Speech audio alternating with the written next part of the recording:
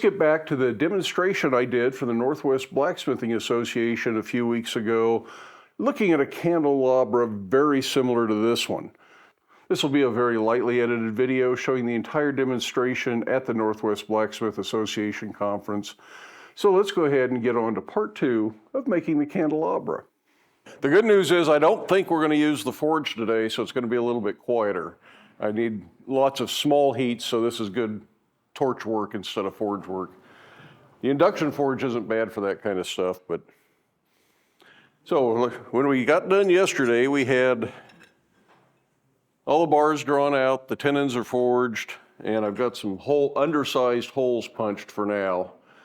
And then this morning, after breakfast, I went ahead and cut the tenons off. I cut them all off at 1/2 inch.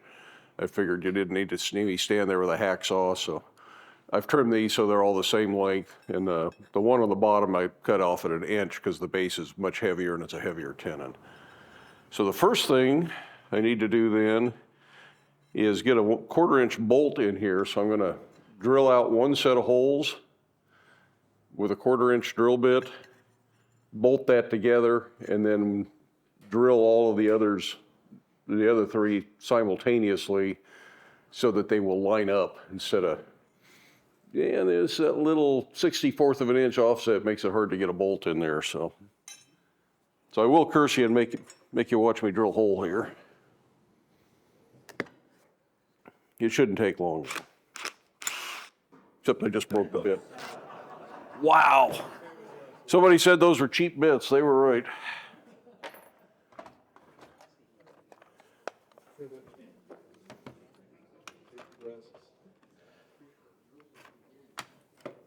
So we're going to end up with an oversized hole.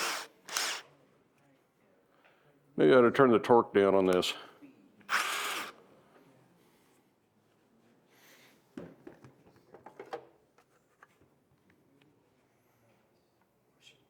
Yeah, usually that's real easy to just run a bit through a hole like that.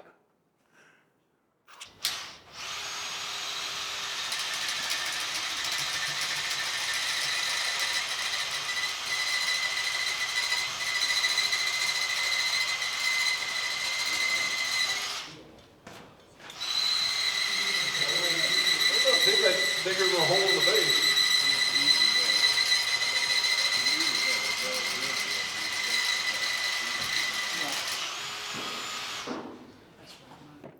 This is why it's best to travel with your own tools when you do stuff. It is so easy to forget what you need.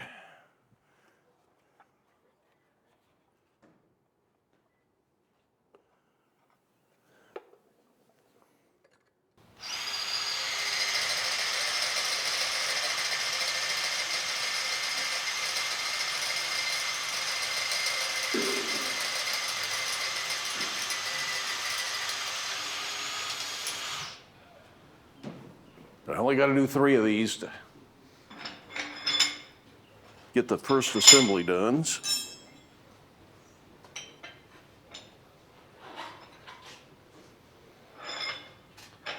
Like I said yesterday, you could certainly do all this punching, but then you're really got to be accurate with the space between the holes to get everything to line up, and this just sort of makes it a little easier to guarantee good results in the end.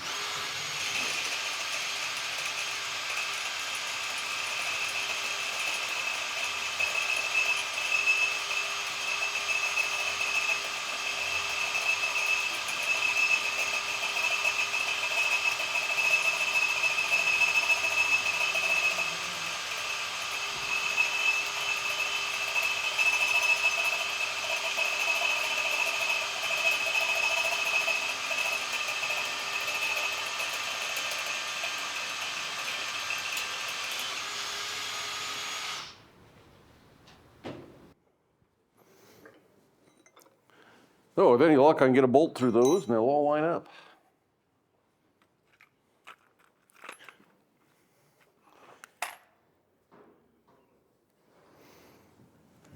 And if this is going to go back in the forge, unplated bolts would be better. The plating is toxic when you heat it.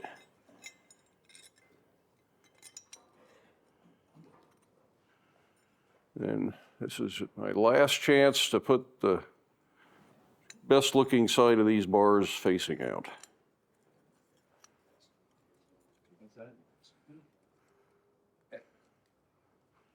So what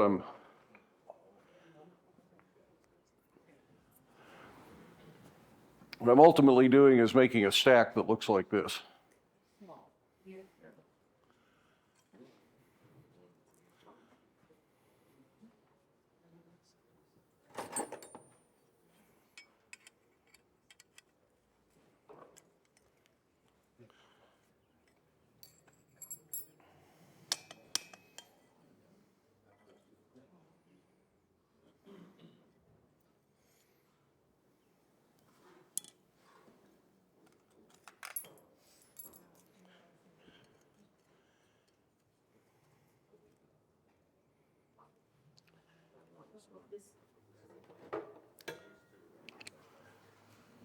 If I had more than 2 bolts, they would hold everything well enough.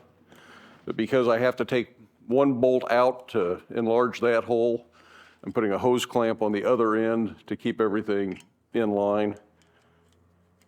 Baling wire, something like that would probably work just fine. Or if you had 3 bolt holes and 3 sets of rivets, 2 of them in place keeps things from turning, and you wouldn't need to do this.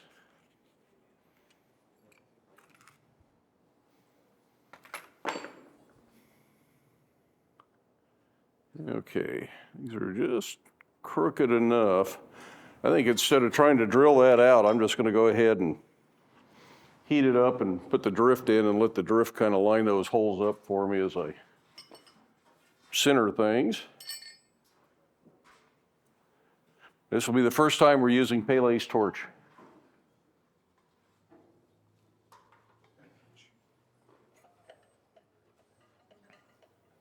So I have no idea if the pressures are set right.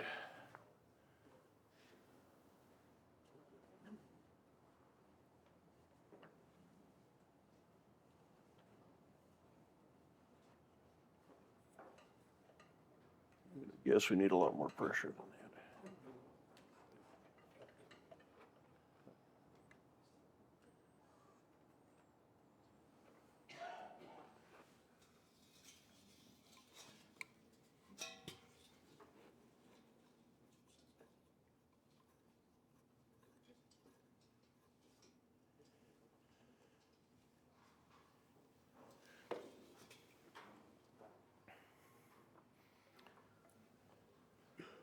You know, I may need a torch person to help out here just so I don't have to keep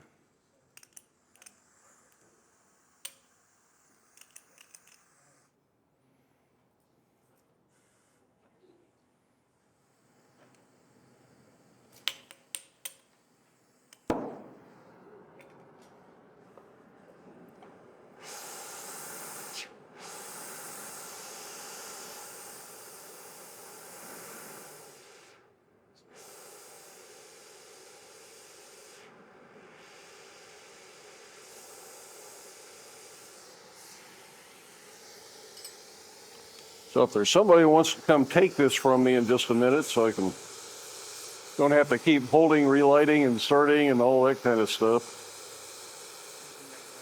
Pardon? You need an extra hand? You just need an extra hand? Yeah, just somebody to hold the torch. Yep. So I don't have to restart it every time. I use a gas saver valve at home, so I can just hang this up on a hook and it shuts the gas flow off. Got a pilot light, so when you pick it back up, you don't have to mess around with readjusting the torch flame. Works out pretty well.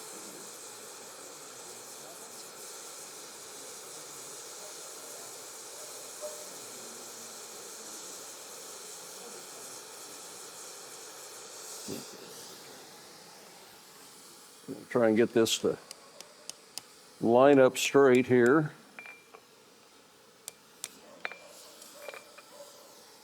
One side is way more crooked than the other side.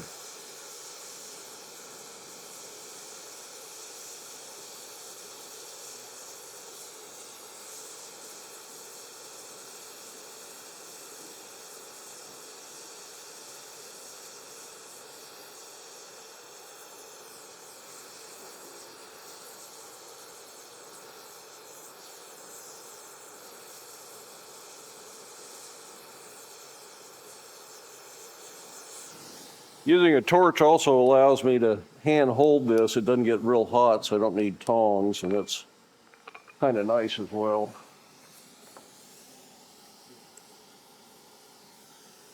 Okay, let's switch it. We're going to heat that whole area around the hole, all 3 bars. We're going to heat the whole thing up, drive a drift, the thin pointed punch start with, through all the holes, and then drift it out to size for my rivets. I'm going to use 3/8 rivets for this.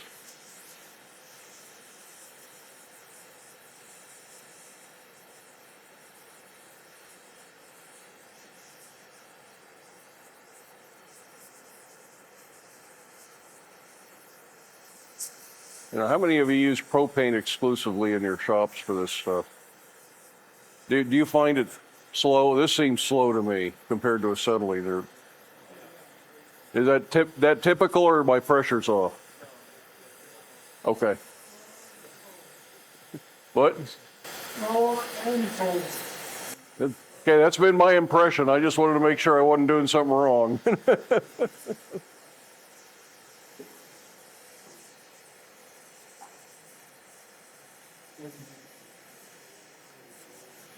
Yeah, it's nice without the gas forge going. I can actually hear you from here. What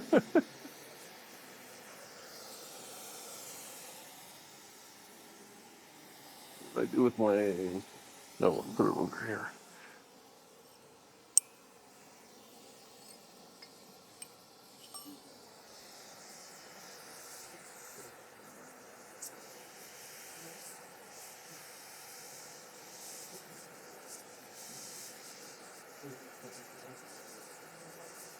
I have seen a few people that set up a torch with a gas saver valve so that it's all on a foot treadle. And when you step on the treadle, the torch raises past the pilot light and lights itself. So it's a hands-free unit. You let go, it lowers down, turns the torch off, and you can do your forging. So it's a real quick thing for doing this kind of work. So you've got both hands free.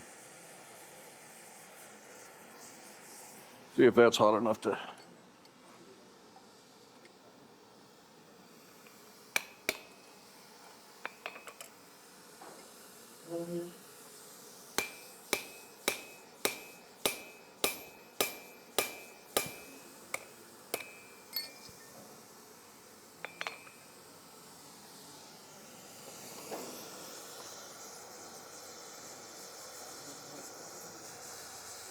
You should be able to get more heat out of that, You think? that size. Yeah. Let me get this. Yeah. Yeah, everybody said you should use propane, and I just so used to acetylene, I haven't adjusted. You're gonna turn your acetylene up to it,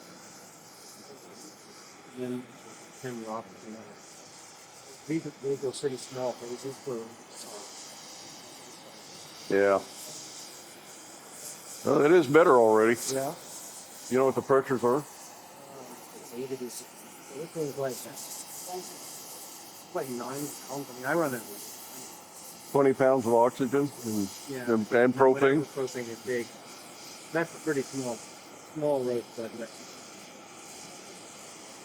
Yeah, that's a lot better already. you want to slightly oxidize it. When it gets a little noisier, it's quite a bit hotter. Yeah. Okay. You're gonna find that's about double. Oh yeah, this is way better. Thanks. That's why you got a school and I don't.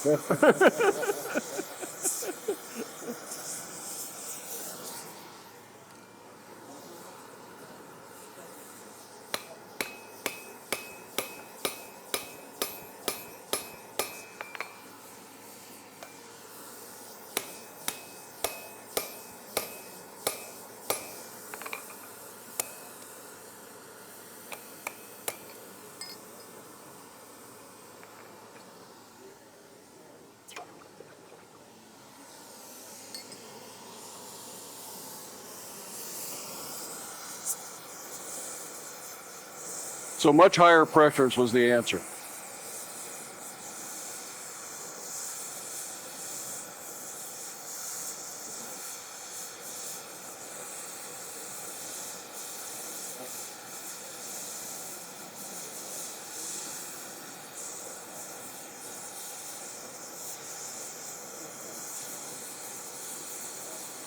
I'm working this from both sides so I can kind of get the hole even.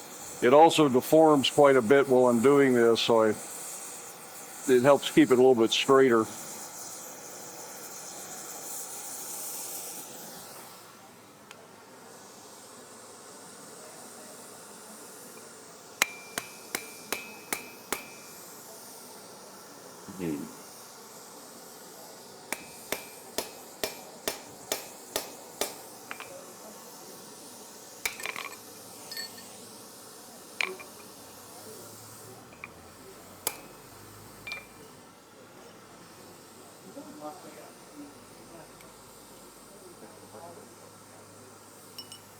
I think we can go to the drift next. Appreciate the help. No problem.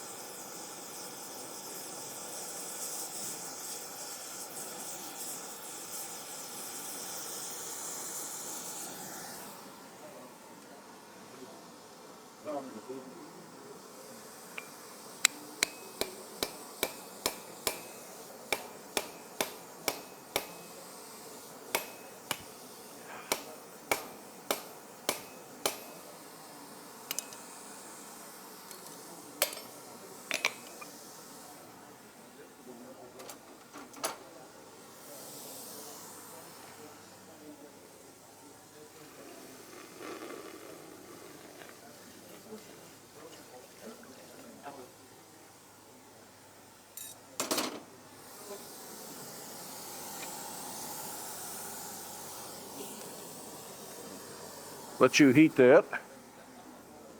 I'll see if I can get my drift back out of here.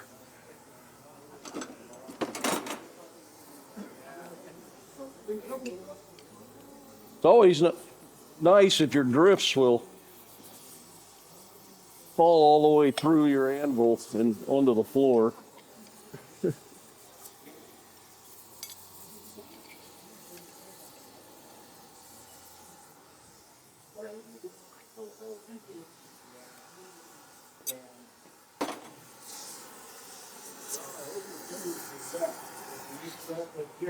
What's that? Hope your fingers were wet because when you grabbed that, Yeah. it was smoke. You never grab anything fast or long until you're sure. Getting burned is a matter of heat, time, and pressure. You learn after a while, yeah. It's like walking on the hot rock. Yeah, it's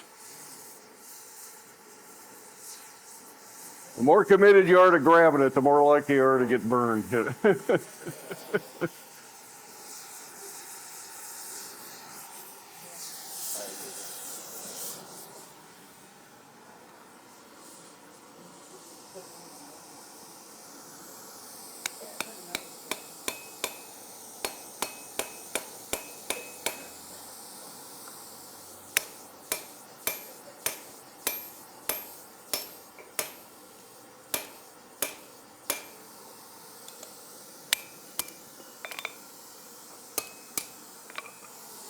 This does take a little while. We're doing a fair amount of drifting with this.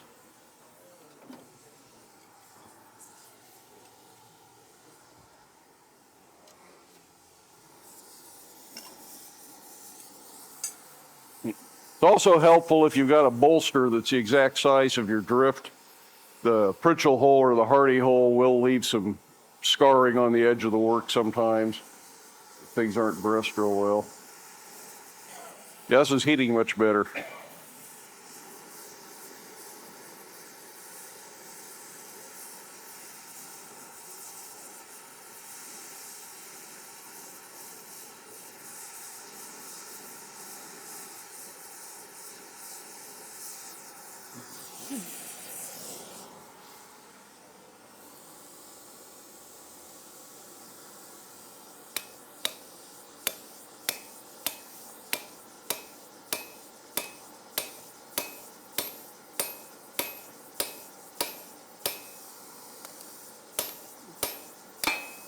One more heat will probably do it.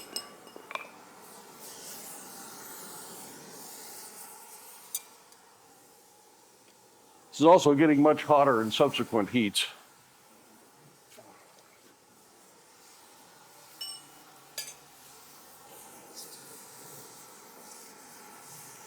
John, what material do you like for this drift? How much? So what material? Oh, S7. I like S7 for a lot of things. It's just become one of my favorite tool steels. And it seems a little more forgiving than H13, and I think it's easier to get in a variety of sizes. But it holds up really well.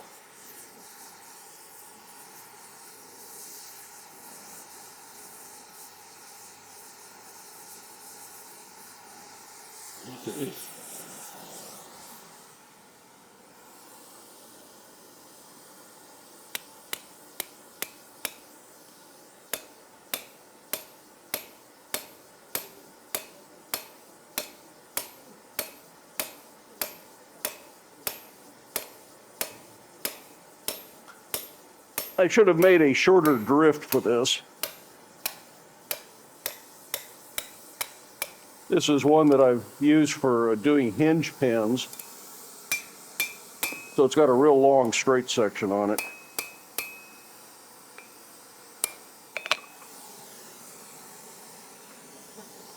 So I have 3/8 bar already cut.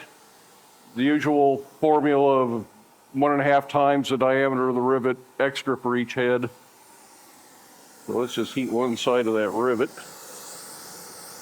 Now I'm just going to set these by eye here.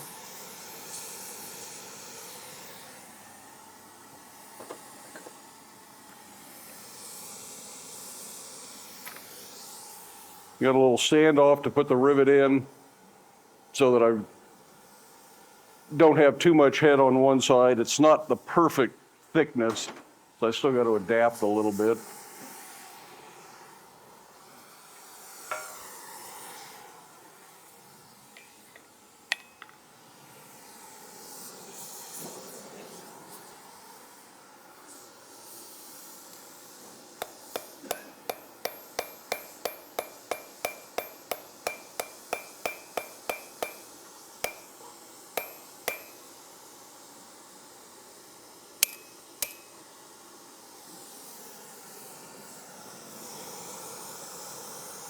And then try not to let the rivet fall on the floor before I get the second head started.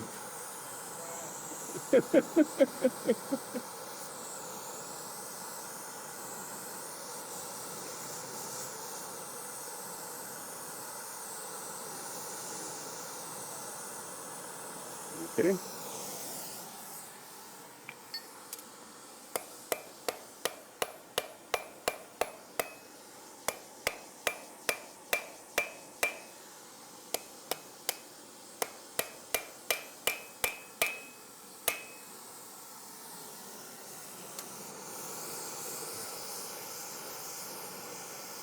I'm just going to hand set these without a heading tool, but if you like round head rivets or whatever, you can use a heading tool to get it just right.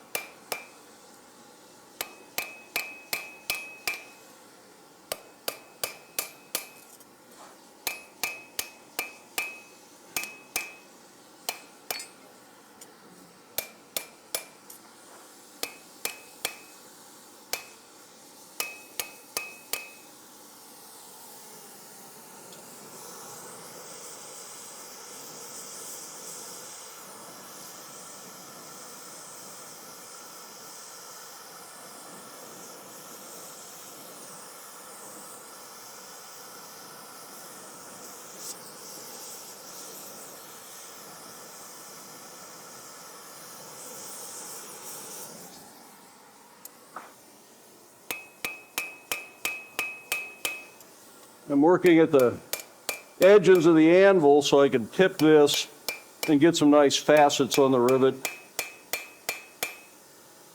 Kind of like a hand-forged nail look.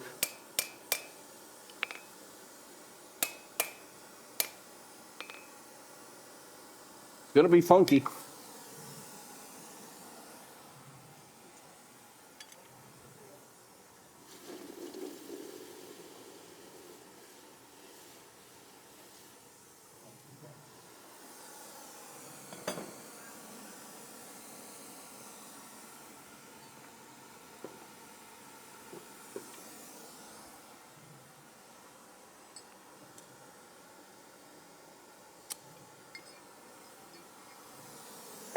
Okay, now we'll heat the other hole. Yeah.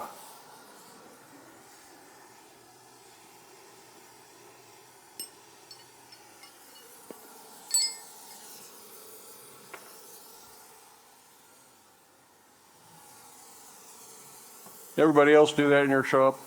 Walk back and forth looking for the tool you just had.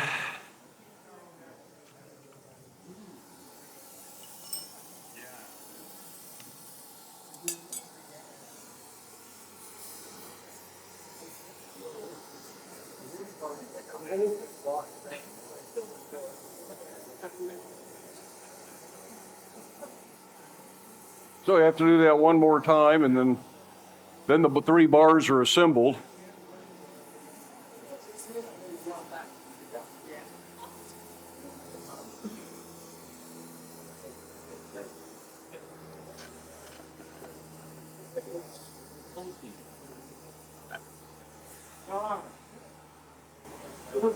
What's the thinking behind doing the drifting on the entire stack rather than drifting them as individuals ahead of time? The one I did separate, because the bars are different weights, they behave differently. So I got different stretch and expansion, and this is a lot easier to align things. With a few test pieces, you could figure out what that factor is, and if you're making a bunch of them. More symmetrical then? Yeah. It's probably not the most elegant way to do it, but it pretty well guarantees that the holes are going to line up when you're done. It is.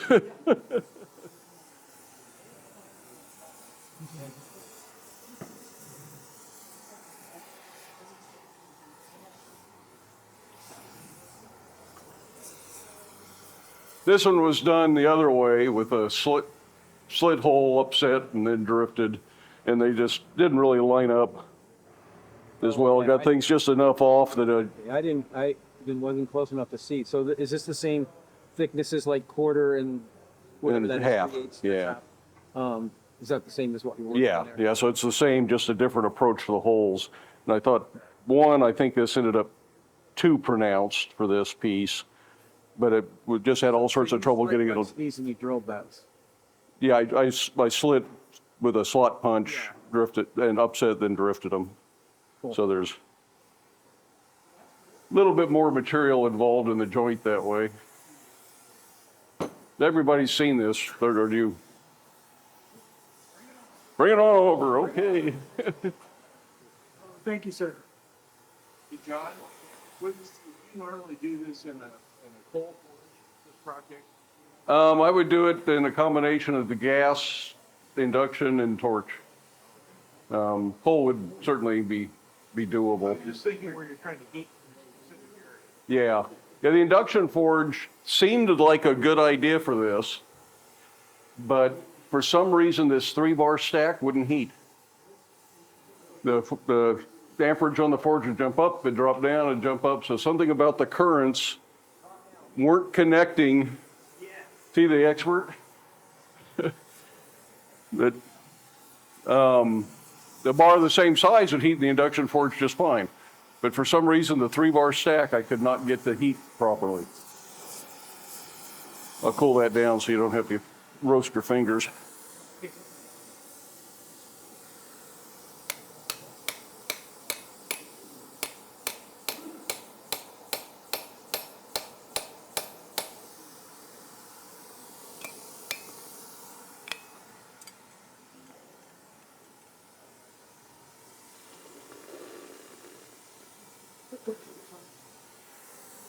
I got a right-handed glove if you want it. Ah, no, I'm good. Okay.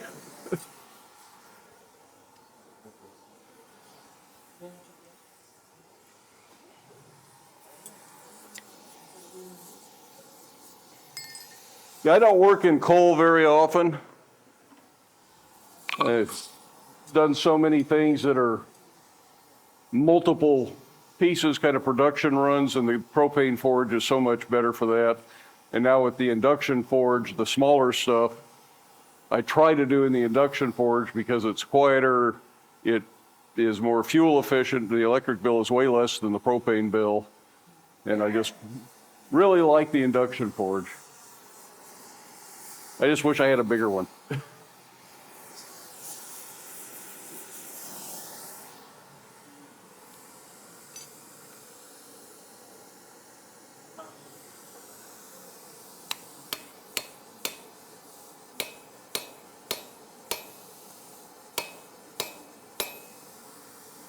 Now this then with it we took the time to drill is going to drift much easier. Let me know if I need to pull it down again.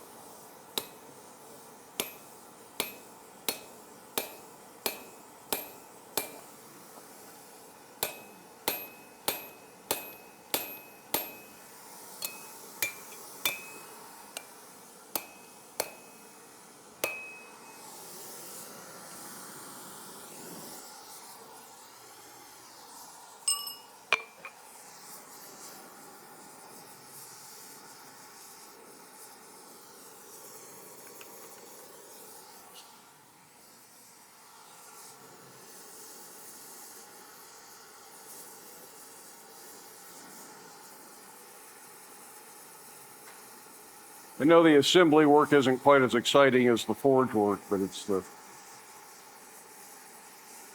maybe the more important part in some regards.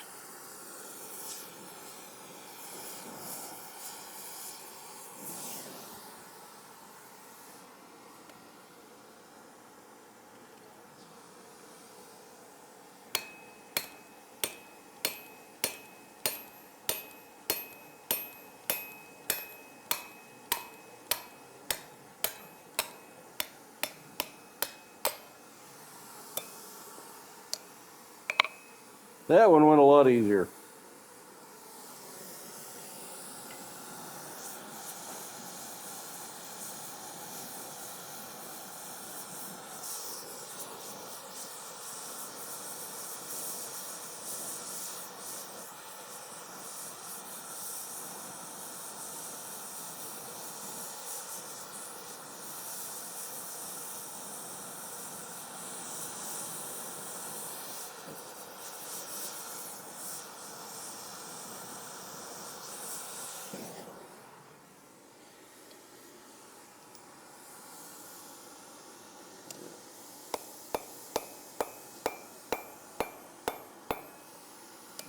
Start that really lightly because I'd rather use the lighter hammer for that. Make the top. Yeah.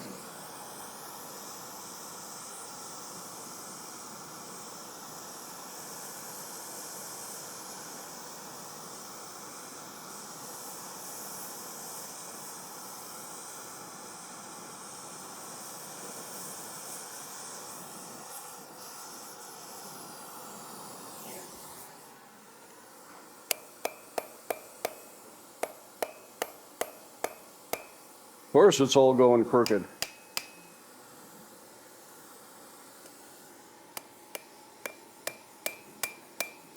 It's so easy to get rivet heads off.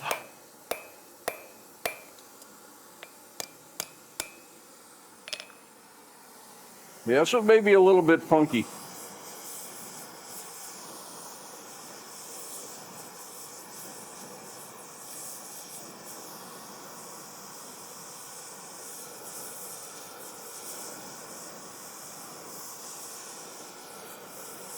I don't know if I can get that to pull back into the center or not.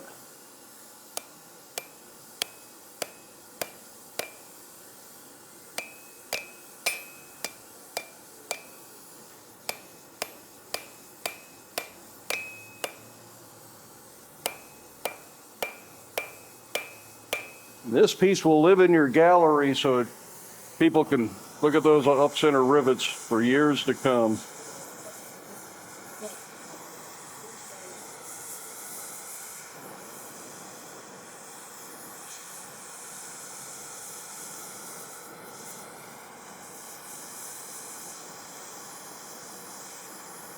You could also just cut it out and put a fresh rivet in.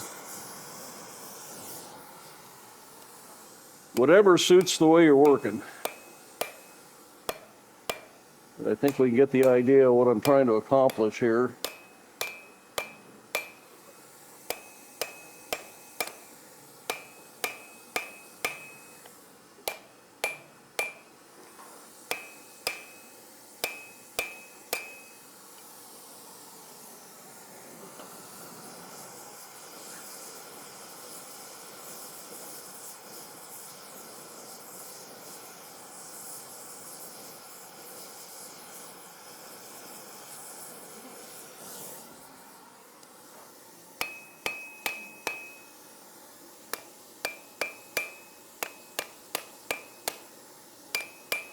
After this cools, I may try to take a file to that one really lopsided head and see if I can take the worst of it out. We will see.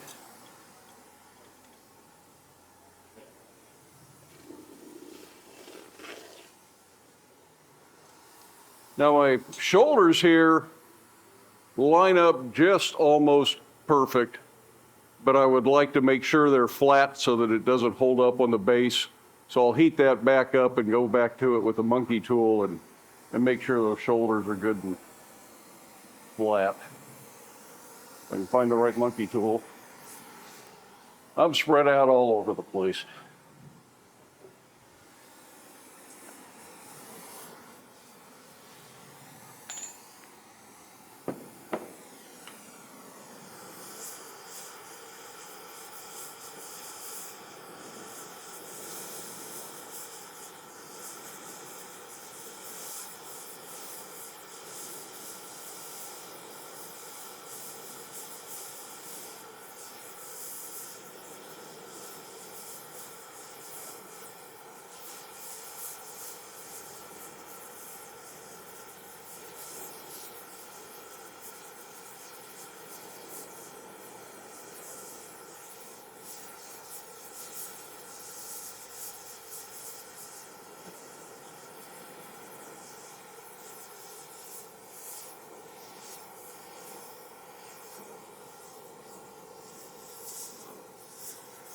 And I think we can turn that off for a minute or two here.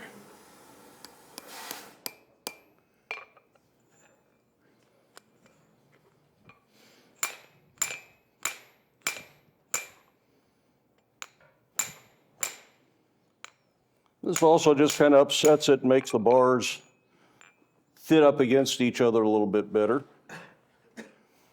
So we passed around the one that was bolted, so this is the riveted up version. Oh, yeah, I see they're upset, yeah. But what's that? You say? Yeah, it's all upset together, yeah, that's how it's.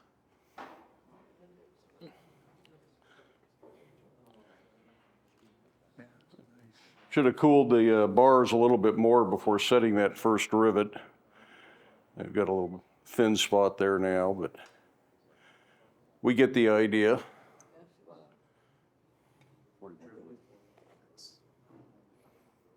squares up good. You need a TV monitor with close-ups that you can put up over here.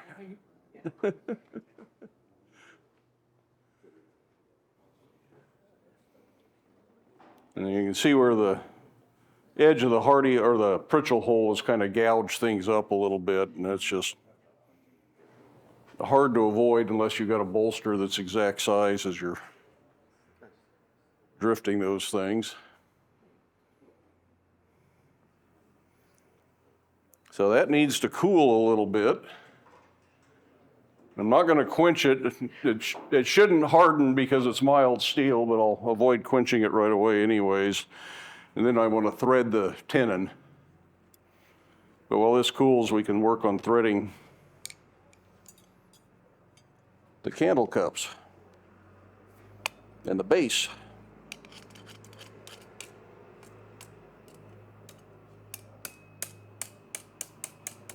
Amen.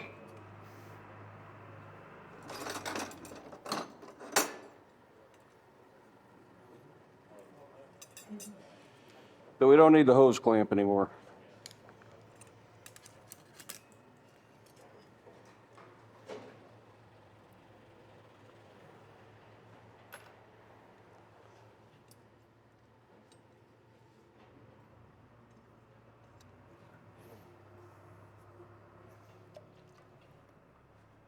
I talked a little bit yesterday. Threading this isn't required by any means, but if we thread these connections, it's easier to test fit it, make sure everything fits the way you think you want it to fit, and then it stays together while you're peening the rivets over. Otherwise, sometimes things shift and jump and bounce, and you end up with things you don't really want. So this just kind of helps guarantee the assembly goes better.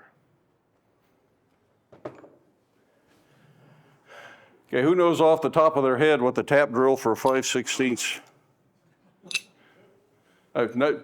The fractional equivalent of the tap drill for 5/16. It's a size F bit, but I don't have a size F bit, so I got to do the next 7/64. 17? We'll try that. There's some formula for it, but I can't remember what it is. I usually look it up on a chart, but I don't have the tap drills, so it doesn't really matter.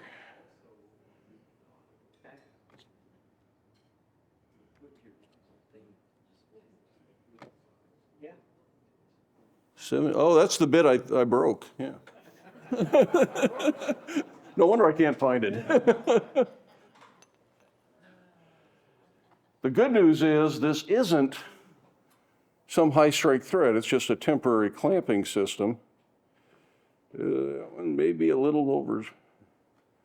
I may not get any threads using this bit, but we'll see.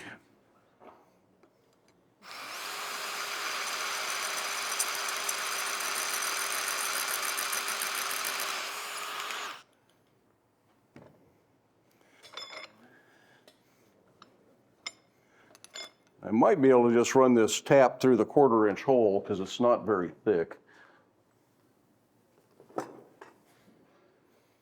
But we'll try this. See what it thinks. I probably should have tapped a whole set of these so you didn't have to see me do this 6 times. Oh, that's going to work.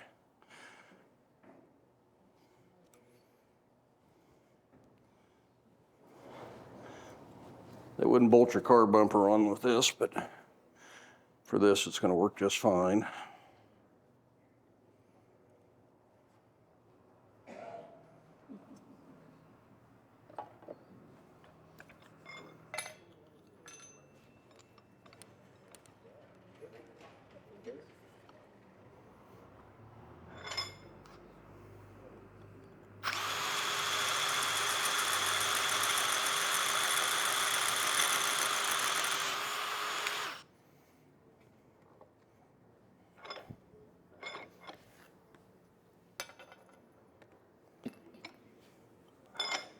So if you need a bathroom break, They don't want to watch me drill holes.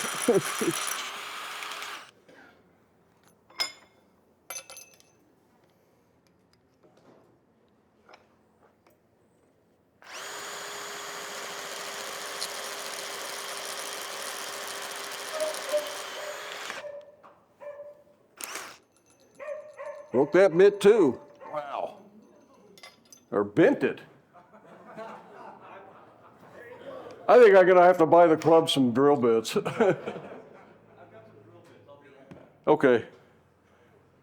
Yeah, these are, I mean, I hate to make fun of your tools, but those are cheap drill bits. Let's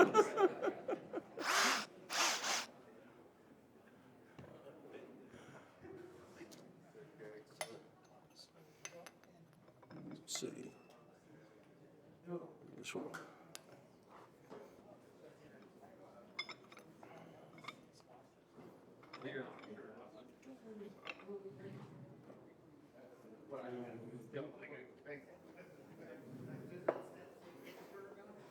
Now, something else about the tapped hole, well, any of the holes really. Jeez. It's too early in the morning, I think. I only had 1 cup of coffee so far. Haven't finished it. When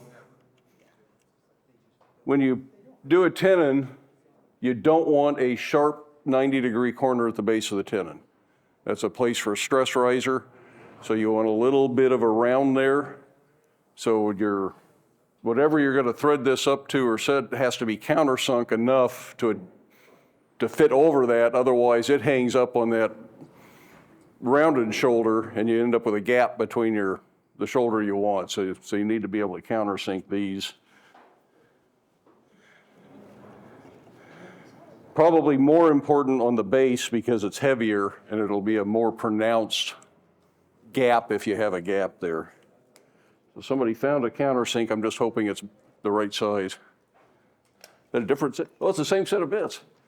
Oh, those are the coated ones. That's got to be better. I wouldn't bet a little bit. Thanks. This is real life, though. This is the way things really go in the shop. I just edit it out of the videos most of the time.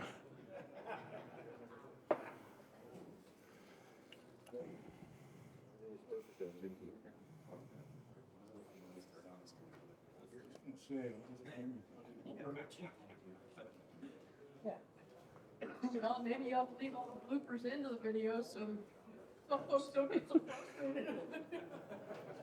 frustrated. People do like to watch you screw up.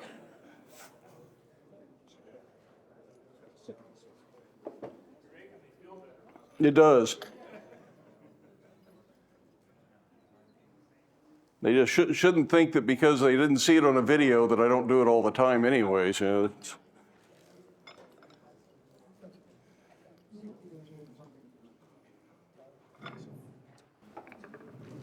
Get a video, all the time spent looking for hammers and tongs, put in the wrong spot. Big old super ton. if I was better organized in my file structure, I could come up with that. But I'd have to go through years worth of videos trying to find that 5 seconds and that 10 seconds. And there are people that are that organized and all they got to do is search for bloopers. Oh yeah, I know that's in this clip, you know.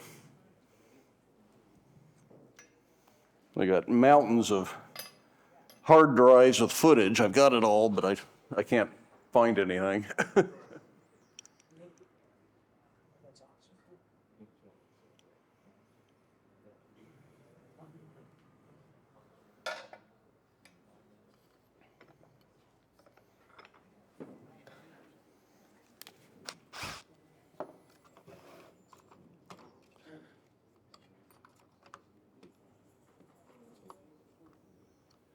So we think 17/64 would be the ideal. These feel like better bits.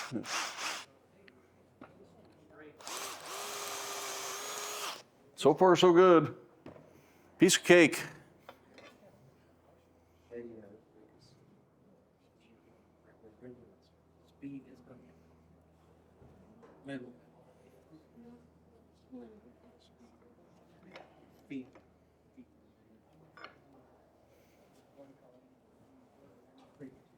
Yeah. Yeah. Yeah, that's what I've done. One more. Then we got to do the base.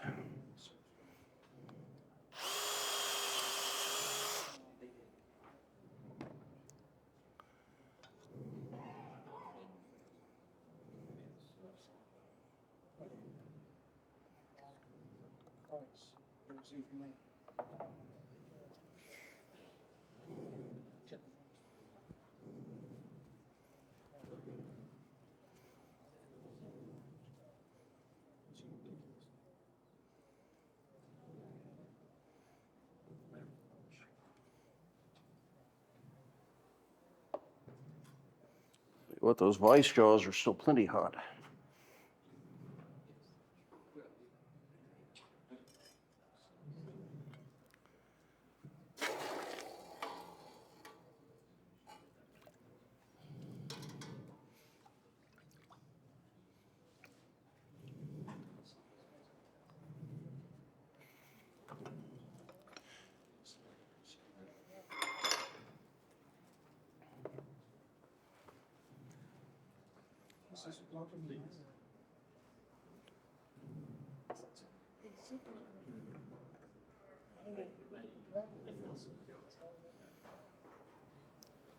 The other reason you've got to countersink that hole fairly aggressively is your die almost never cuts right to the bottom of the tenon anyways.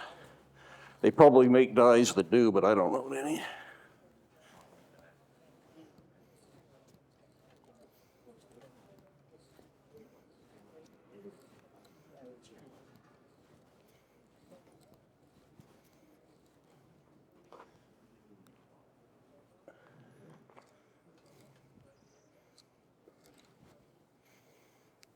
I'm just glad I remembered the tap and die set.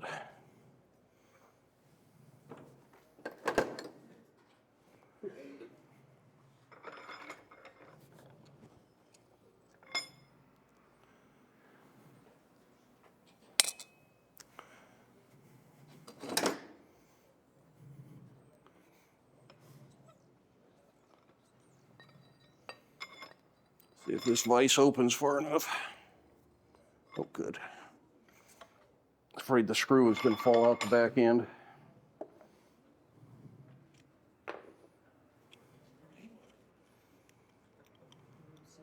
I should have done the tenons on the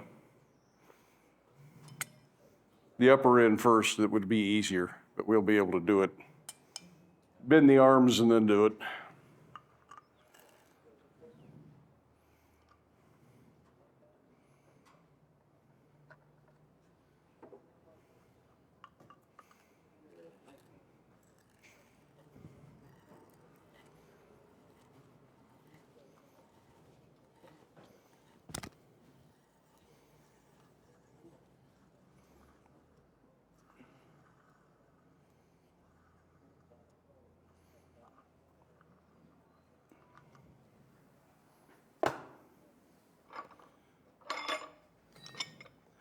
So I think that's the next thing to do is bend those arms.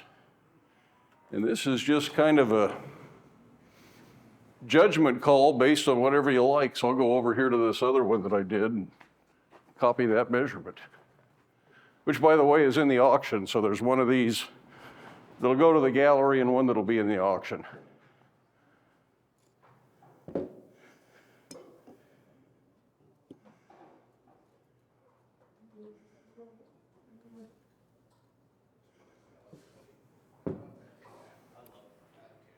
Don't know what that measurement is, but we're going with it. Same as the other one. Yeah, and so I can't. I just be listening to it at the workplace. My God, I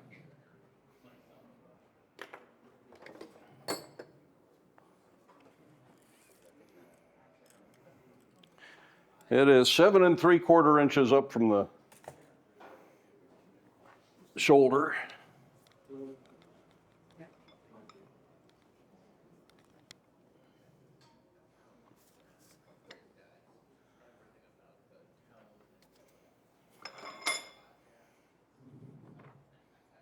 Let's see.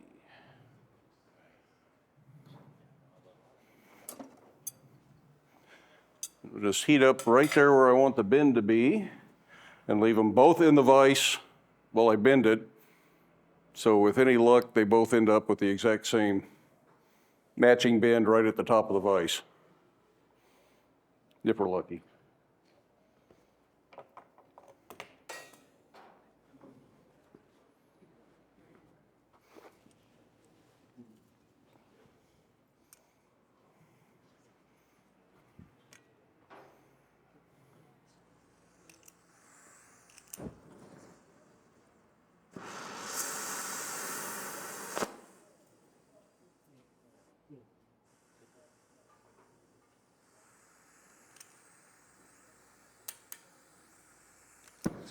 Splitting that lighter's too new, it keeps hanging up.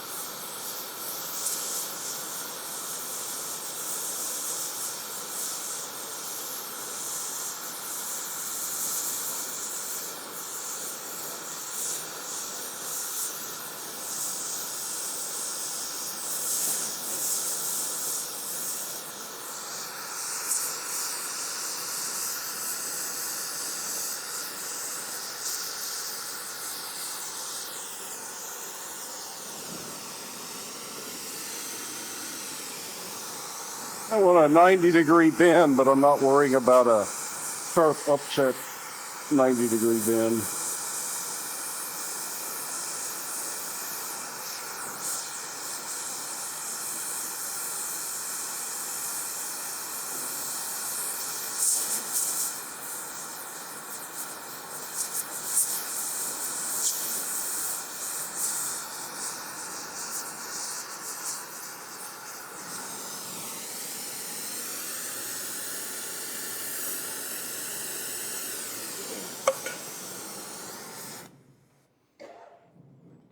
Now I can get to those to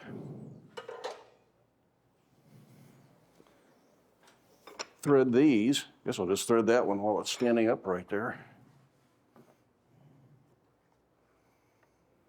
Seems logical anyways. These are 5/16.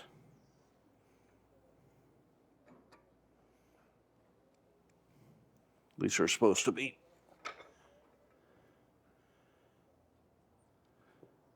I may have to take a file to it. It's not quite going over the tin in there.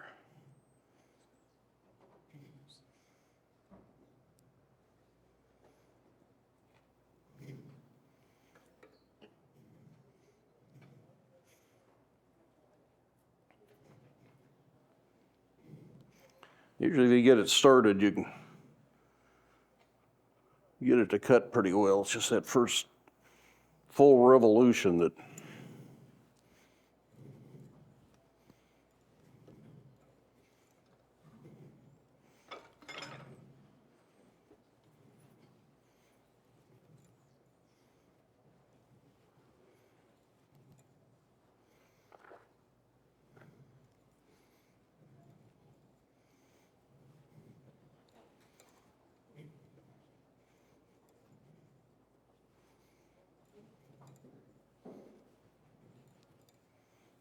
boy, it's quiet in here. Still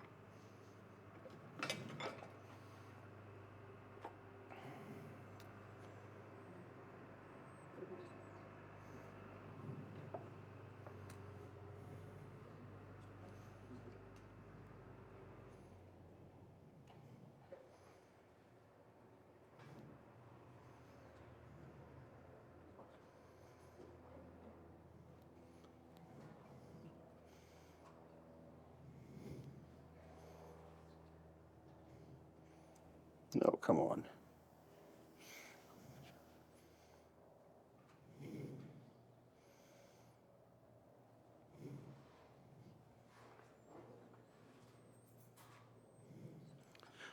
Yep, that one's just a little oversized. So that means the hole in my 5/16 monkey tool is a little bit large.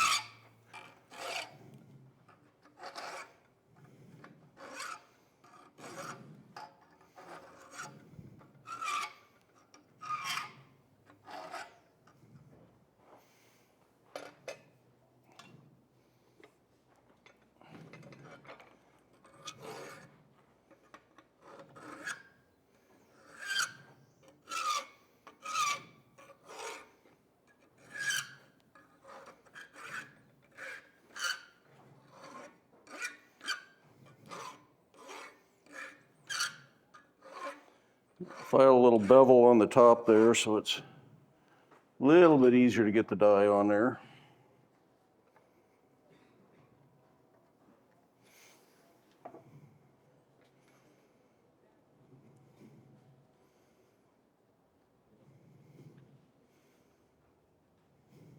That's better.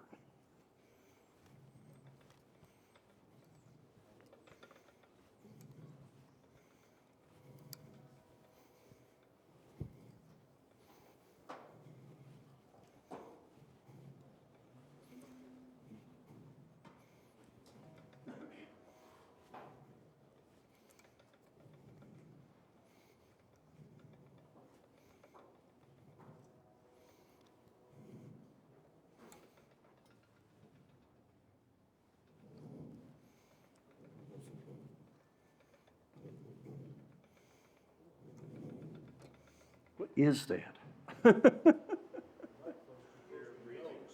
It's you.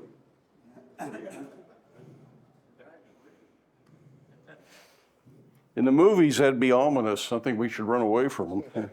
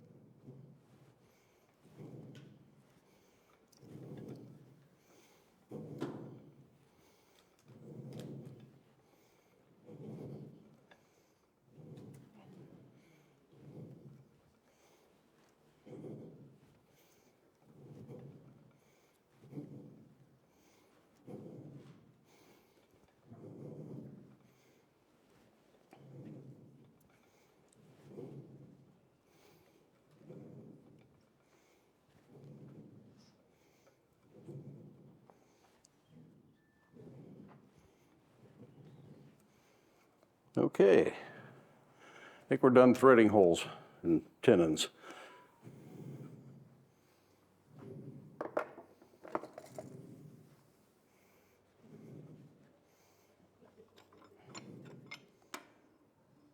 Next thing then, I'll bend these arms up so that the candles don't point out sideways.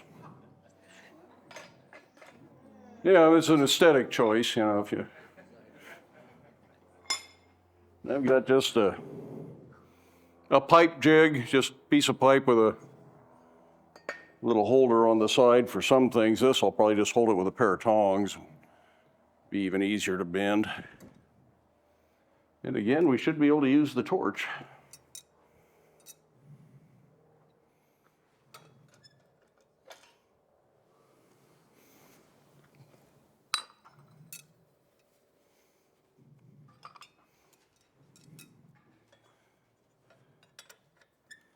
Yeah, that'll work just fine.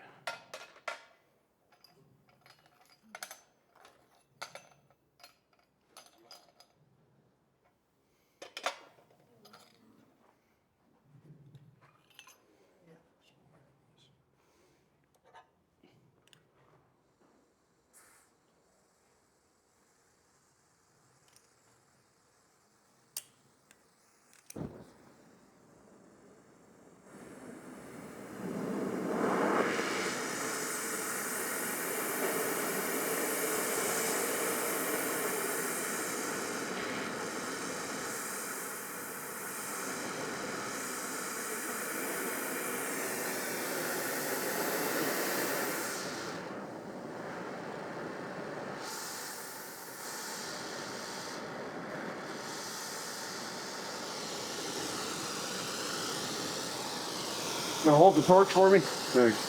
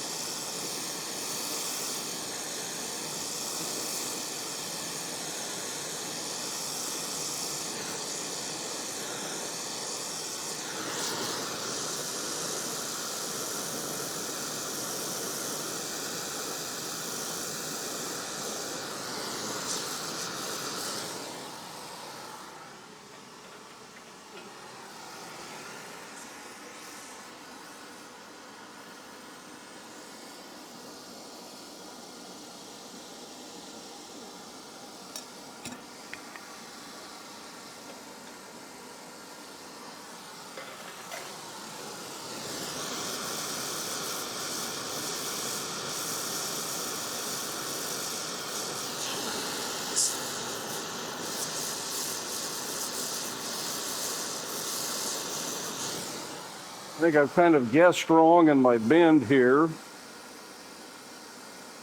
going to be a little bit. The sides are actually going to end up just a hair taller on this one than they did on the sample piece.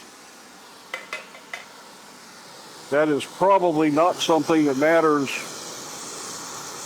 too much in the long run unless you're trying to make a specific, you know, that's an aesthetic thing.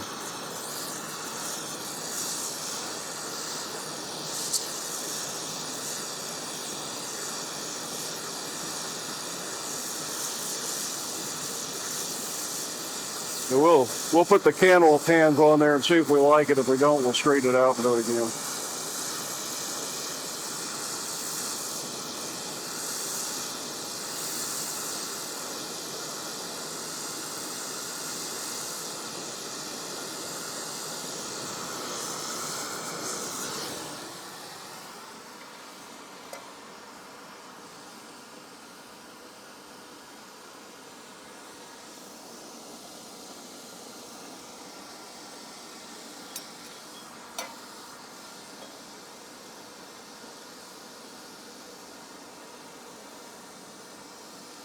I think we can turn that off. Crooked. Turn the torch off. Thanks.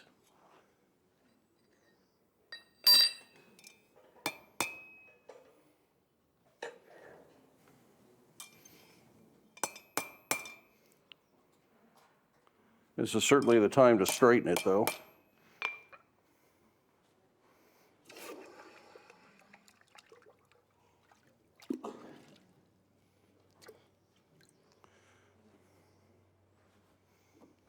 That's an advantage to having the threaded connections. We can see just what this really looks like before we are overly committed to it. These still need to be countersunk on the bottom, though.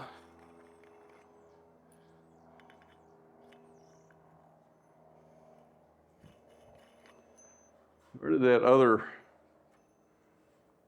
piece I passed around end up? Ah. So on these, the center is taller. Right now, these are almost the same. So if we'd like to see it different, we can straighten those and rebend them. If you think that looks good, then we can design by committee. I think it goes in line with your variation on a theme. Yes, the theme. Okay, so we're going to go ahead and countersink these, and then we'll put this together. I don't know if I should apologize for not using up the entire 6-hour time period to do this, or if I should be really glad that I actually got it done in the 6-hour time period. The pastor Holt only did 40 minutes on the demo last night. What's that? The demo only took 40 minutes last night, so.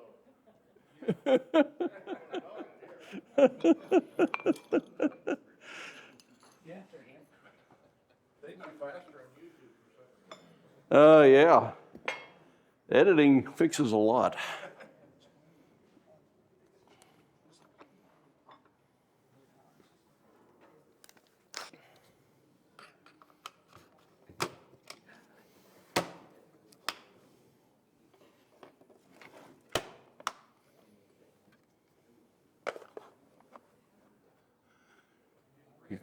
Setting other people's tools over here so I don't accidentally take them home with me.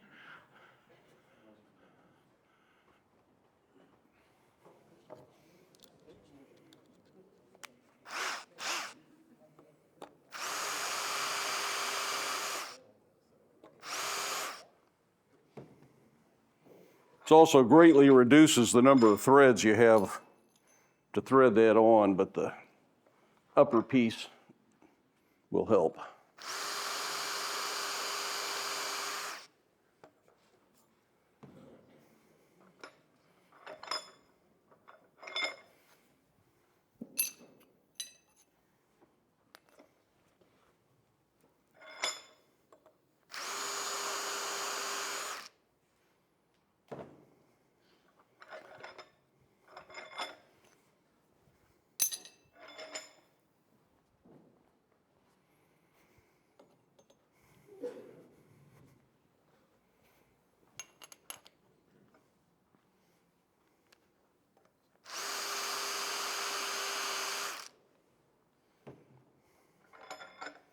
So I'm putting about that much, putting about that much countersink in them.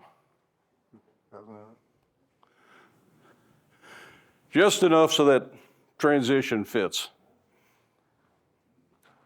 Then I don't know if this countersink will fit the base or not. Oh yeah, big enough. Do the same thing here.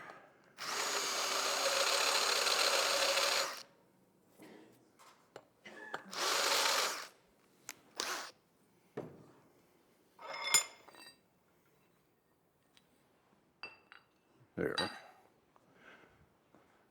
Before I put that in my pocket. Yep.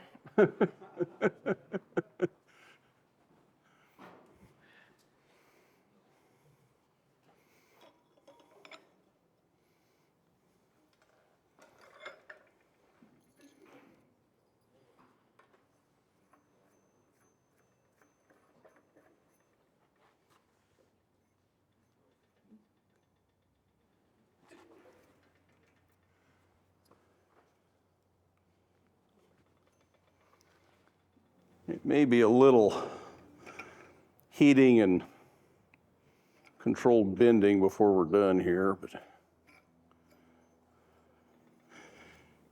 then you got to decide if it matters which way your little candle pieces go. One of the advantages of using black pipe holders is when they're tight, they're tight. These you kind of want them all facing the same direction, whether they're this way or that way. At least I think they look better if they all face the same direction. It doesn't affect how well they hold the candles. Okay, but we need a torch holder again.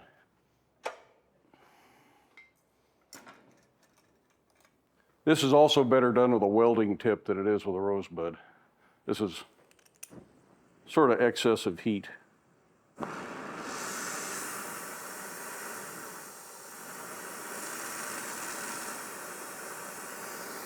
We'll try to turn it down.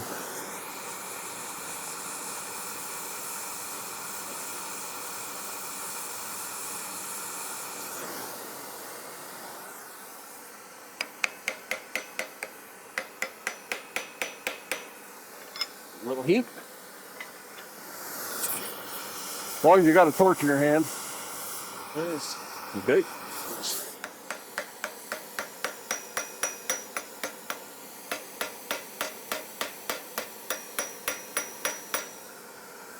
Yep.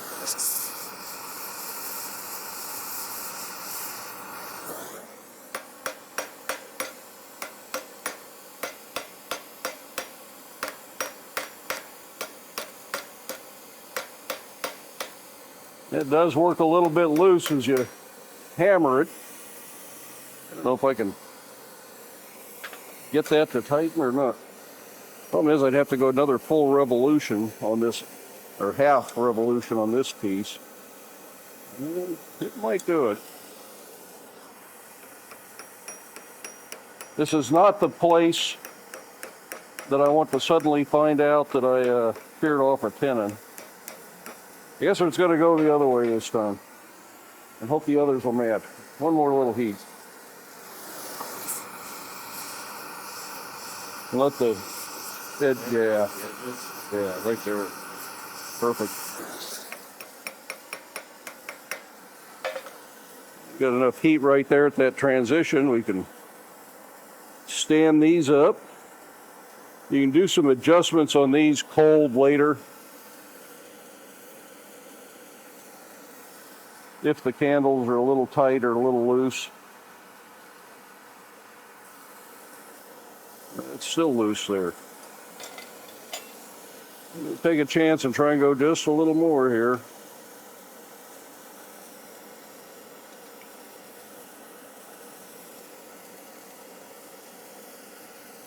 It doesn't want to go. Just going to leave it like that. Hope everything shrinks in.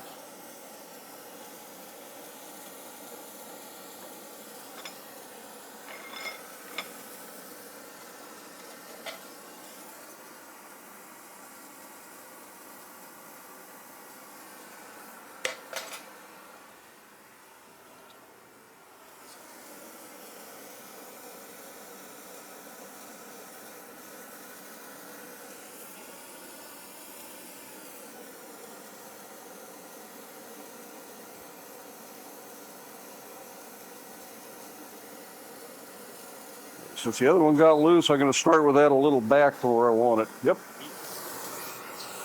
And then tighten it just a hair at the end.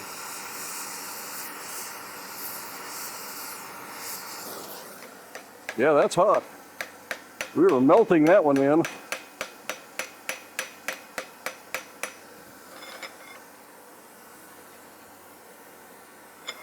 Okay.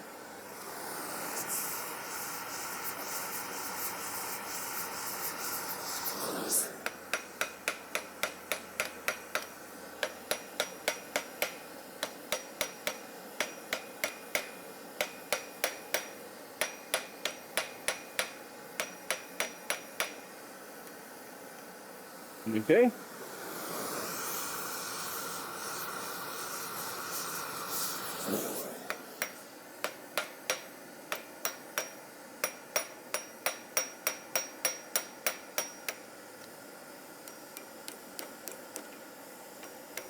I don't know if I can get that to twist all the way around or not.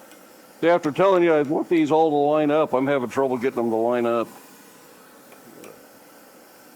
It may be a hair loose. Okay, good. Let's heat it one more time and see if I can upset that to the point it holds.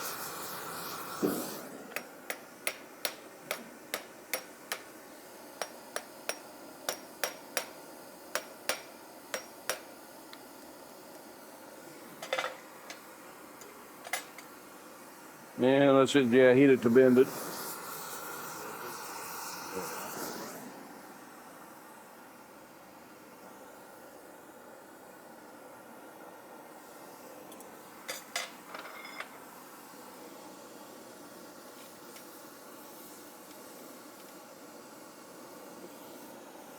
Now, if you want to guarantee these are all going to line up perfect, they're all going to be tight, and nothing's ever going to shift, you could cut the tenons off flush with the top of all this and put a little TIG weld or something like that in there. But I like the look of the rivet heads, even if sometimes these parts are just a little bit rattly on there. I'd rather they weren't, but this isn't someplace I really want to see a, well, that's crooked.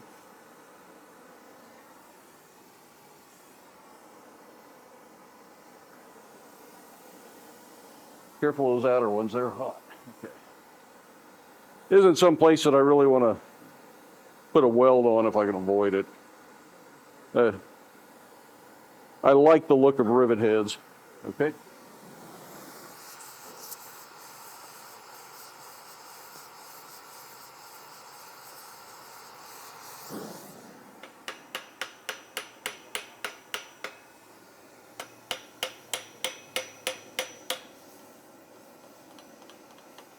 Okay.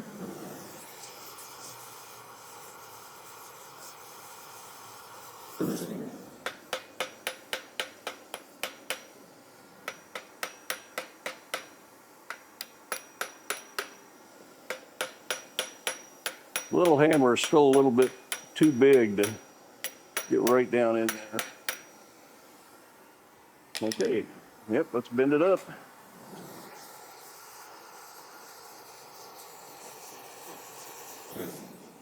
Doesn't take much heat to bend these up and stand them up. And I've seen these in a 3-leaf version, and I've seen them actually cut to look like leads with chiseled lines for the leads. There's lots of things you can do with this basic style. Oh, let's see, we're gonna heat that up at right there just a little bit and see if we can. Yeah, just kind of right up at the transition. See if we can straighten that one up a little bit. Yeah, a little.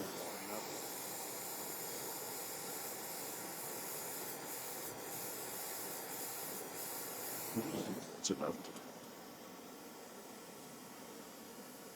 It did not bring a bending fork. There's one on the table over there. Yeah, we might have to borrow it. I don't know. Let's see if we can do it this way. Good. Yeah. Let's get it. Want me to heat the other side as well? Yeah. Heat the whole thing. Yeah, let's try it. I don't know. Now somebody's going to be bidding on a used bending fork. You know, that's.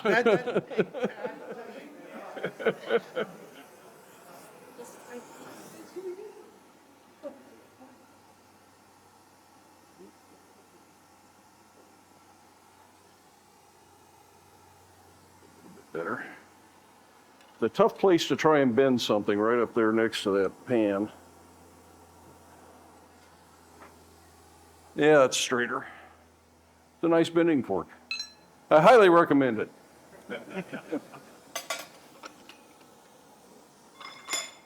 Yeah, it looks a lot better. So now we need to do the base.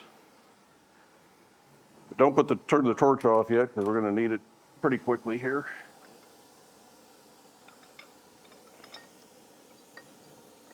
Now, yesterday I was saying the base is someplace that wouldn't bother me much to put a little weld on it, because it's a little harder to hold all this mess in the vise while you're trying to upset the rivet.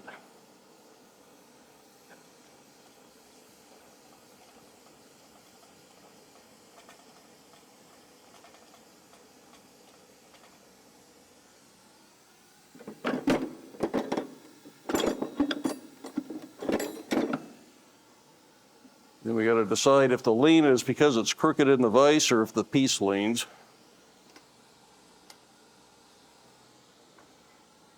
I think the piece leans.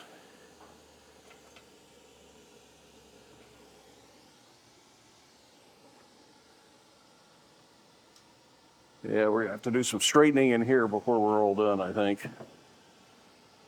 Like a little twist to line it. Yeah. If I can get another half twist out of it.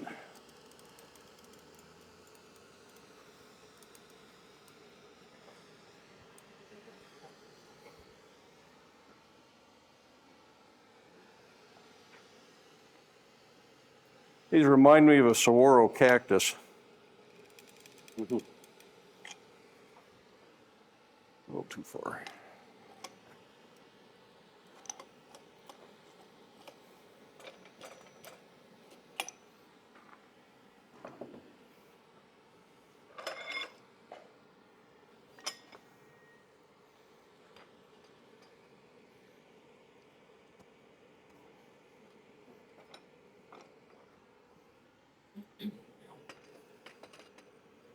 And there's no way to hold this perfectly flat and level, because everything is in the way. Hold it that way, is it better? A little better.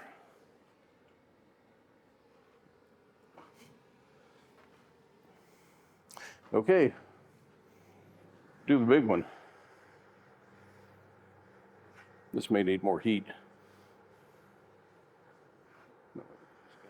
Turn the flame up a little bit. Probably a little more of both.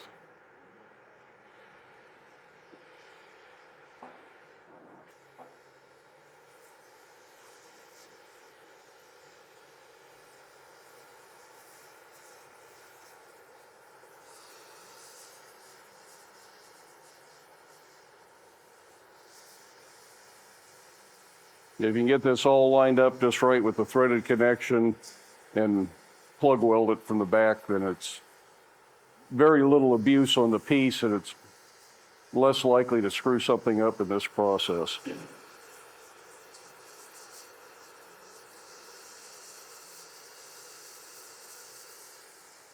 We get some heat on the back side too.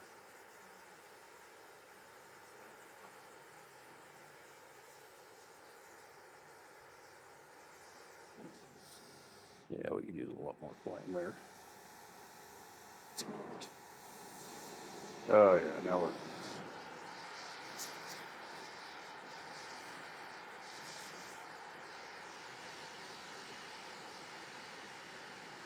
wasn't quite heating when Yeah, we're going to turn that.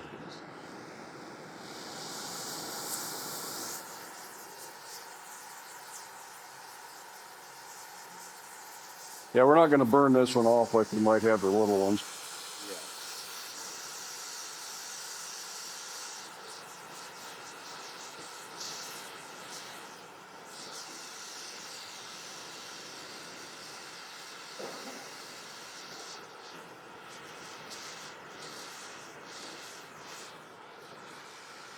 Good. Yeah, good to start.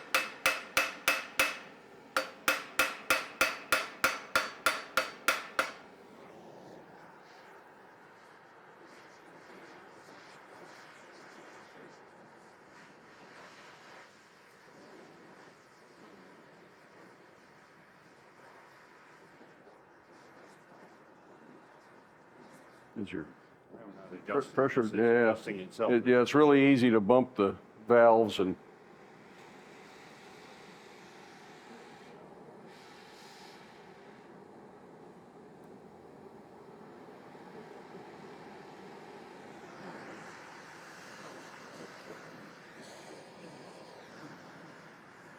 Well, I wasn't even touching the valve. I wonder if we're touching. It doesn't feel low. I haven't even touched it.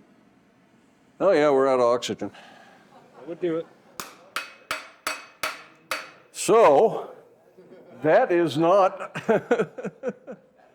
not set all the way. Yeah, I didn't realize we were that low on oxygen. I figured we had plenty to work with. Another tank up at the MC. Should I run gas? Well, if there is another tank that are we, yeah, that's just empty. Yeah, if there's a spare, and we can do that. So this is a good time for a bathroom break.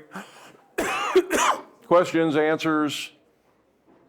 Did you try to put those together without threading them? Yeah, I've done them without threading, but I find that as you upset that head, the plate wants to move around, and because you can't get it perfectly flat and square in the vise with everything in the way, that I frequently end up with it more crooked than I would like. Even this will be a little crooked, and we'll have to heat the center piece up and kind of move it around a little bit. Yeah, it just helps The first place I saw that was Mark Asprey doing a window grill. And the whole punch holes were not threaded, but all of his tenons were threaded. So he assembled it and just put nuts on all around. And that guarantees the thing is together. You don't have to try and clamp it up or hold it somehow. You just take one nut off at a time and set the rivets, and it works really well. Get your components that you use, like your candle holder and the rings, I used a place called Laser Precision Cutting, laser precision. and I sent them, specified what to cut. They don't have set patterns. Okay, So you got to send them a sketch or Whatever. drawing, yeah. Yeah, Janet draws them up for me in AutoCAD and sends them a DXF file, which is what their machine runs, so there's less setup okay. But involved in it. do you keep a file of all your laser cut? I've got a lot of them. Yeah, I mean, I don't have, a lot of what I've done I do have, but I've only got, half dozen or so things, but most of them I should have a file somewhere. I'm trying to, and where I live, there's nobody in there that does laser cutting. Yeah, this place is back east somewhere, Yeah. just someplace I found in the Anvil's Ring 20 years ago, and Okay, laser precision, got it. Thanks. I'm lucky. I got a metal supermarket near my house, and they'll laser cut stuff or water jet cut or something. I love that place. The drop zone is just scrap with 50 cents a pound or whatever they have. oh, yeah. So I got the quench tank there. Hey, question on the little arms that hold the candle. So if I wanted to make that for a specific size candle, I assume the circle would be the size of the candle. And then, Right. Then how long, how wide do you make the arms? Just an estimate? Well, you don't want the width.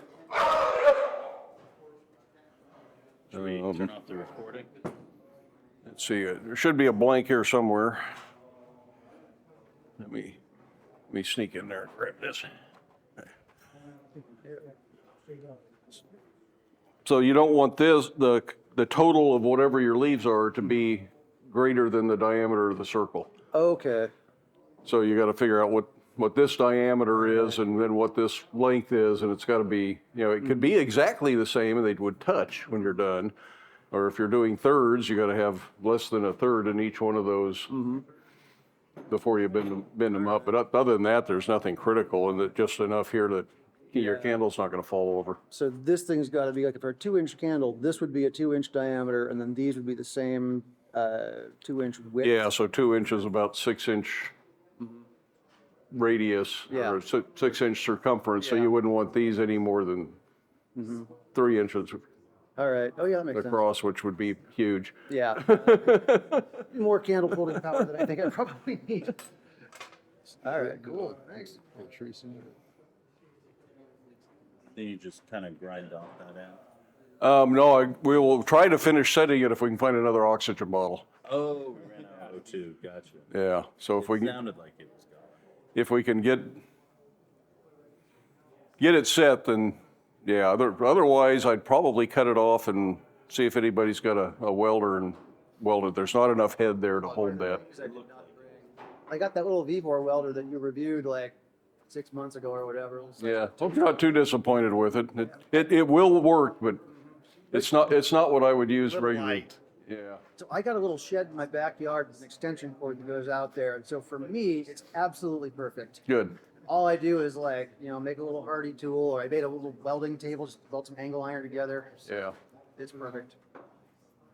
There's a use for that. Once I learned how to adjust it. That I got. Oh, yeah. Yeah. Thank you. Your, that drift and the punch you were doing that were out of S7, Mm-hmm.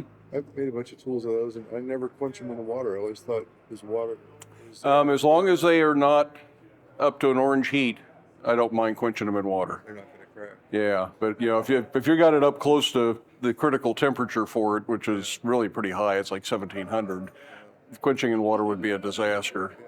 But as long as they're just too hot to hold on to, I do them in water all the time. See, I make my super punch paranoid out of about Flutagon when I can. So if it gets too hot, I can just throw it back in the forge and Yeah, the Flutagon is good for that. Yep. That should be cool. A friend of mine keeps a counter of how many times I had to reharden my punch one time while I was working. I think my record was like 6 or 7. Yeah. Yeah. I've done actually. Yeah, you probably should cool it more in use. But Yeah.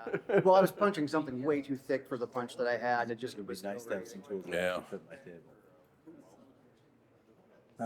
So think of it this way: if you keep it in there long enough, it heats it up enough to critical temperature, you can just quench it right there, and you're done. You don't have to put it back in the forge.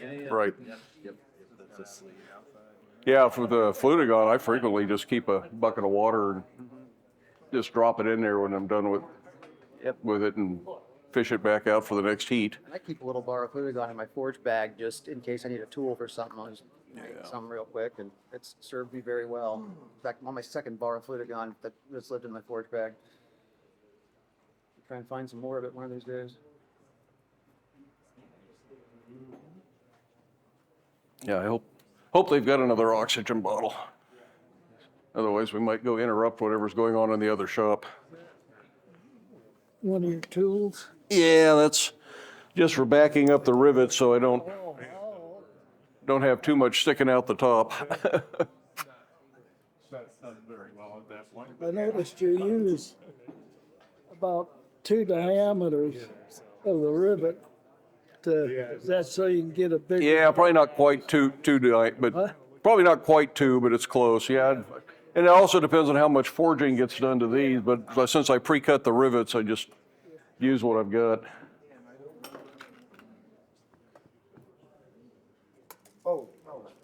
Those are 2 1/4, and that should be a 1-inch bar when we're all stacked up. So it's 1 1/4 inches extra, or would that be 5/8 on each side? Something like that. Yeah, I put a hot tool up next to my tape measure. That's not good.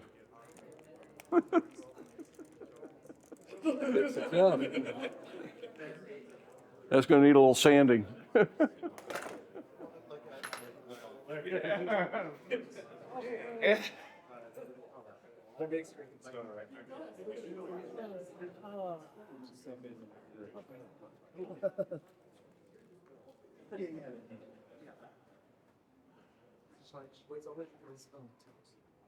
Got a V4 handle.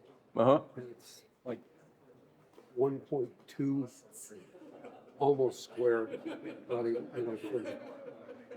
for party hole. It raises so many Can I make like something that fits down into that and then actually have, say, a 3/4 inch? Oh, sure. Yeah, you can just get a piece of tubing that's got the internal size you want and punch a hole in a plate so you've got a base that sits up against the anvil, and then drop that, weld it together and drop it in there. It's just finding that tubing that's the right fit for the hardy hole on the outside and the right fit for what you want on the inside. Well, I got a machine shop, so I can Yeah. make the outside fit, but Yeah. And if you're never going to do the other stuff, you can always weld it in. Just alter the hardy hole permanently. Nice to meet you. Thanks. Big fan. Appreciate it. Hopefully we'll get this project done today. Didn't anticipate running out of stuff. I wonder if I could get your opinion on how you go about making something like that. Found that on the internet. It's antique andiron that has a drawer for cooking, like potatoes and stuff. No, does it have a base, I wonder? I think it's enclosed in it. I think it's fully enclosed. Yeah. Huh. Yeah, looking at this, my first thought is, well, start with an I-beam flange. But, Or maybe a big iron tube. yeah.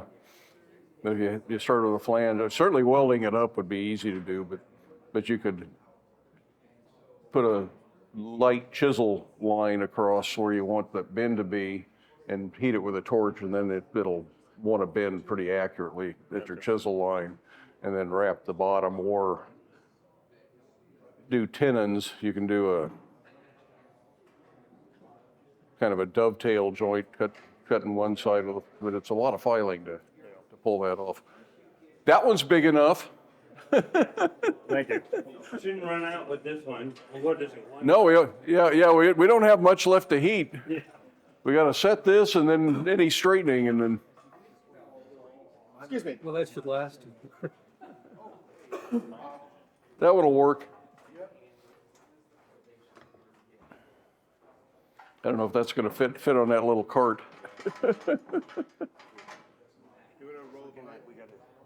What's that? Take this one off. Or enough clothes we can run it behind there. That might be safer. Yeah, let's do that. Here. That one isn't going to want to stand up on this floor. Here, we'll just do this. Can you stick it back in there? Did I give you enough room? Yeah. Okay. That's dumb.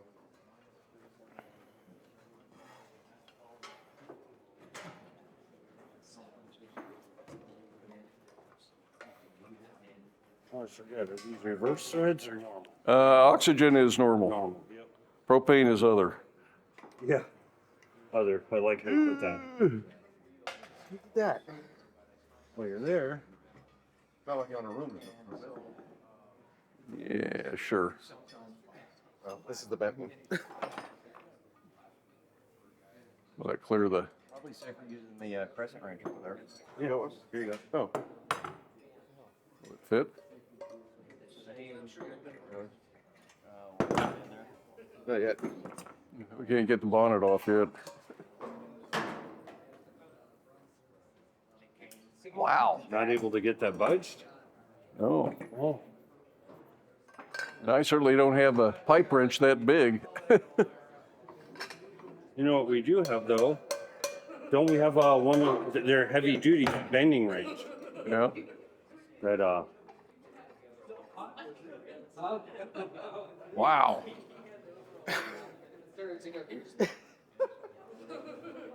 It's been sitting outside in the rain too much. Yeah. Probably. Shakespeare said there's many a slip twixt the cup and the lip. It's always something. Yeah, I don't know what I got here that would. I got a hacksaw. Yeah. There you go. That sounds safe. Pardon me a sec. Pardon me. Okay. I don't know if that'll. Does it fit in will the tines fit in the hole? Maybe one of them, not both. Afraid Yeah, it to might. bend it. Yeah. Yeah. It's either going to bend this out or bend this. Yeah. Whole thing. There. Always technical difficulties. Nice little challenge.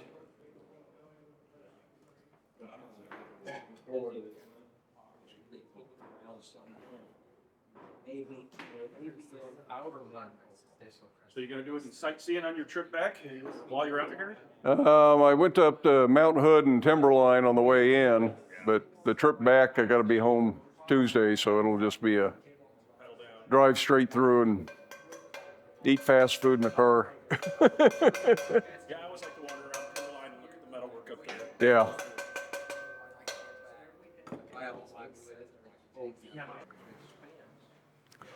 Okay, I think we're about to be back in business here.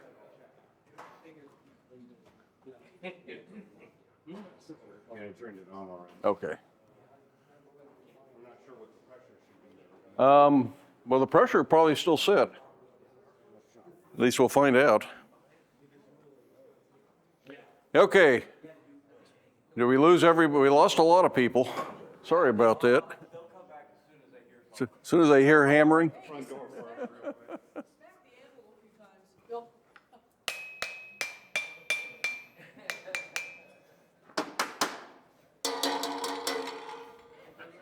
Something ought to get their attention.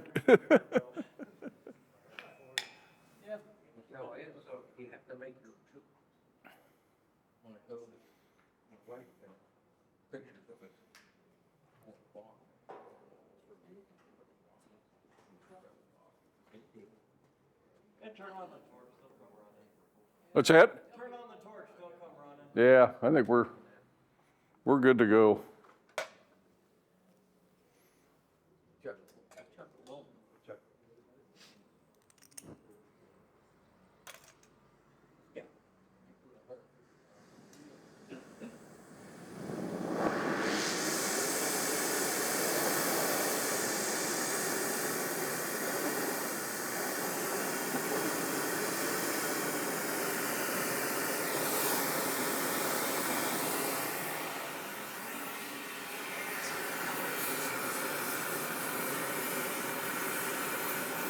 Oh yeah, that's hot now. It's different. It's an amazing thing, yeah.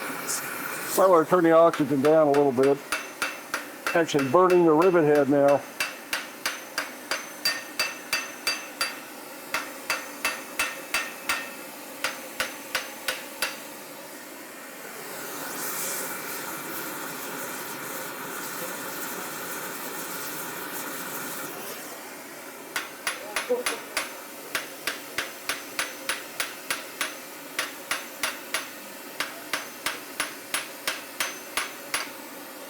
That was a lot easier.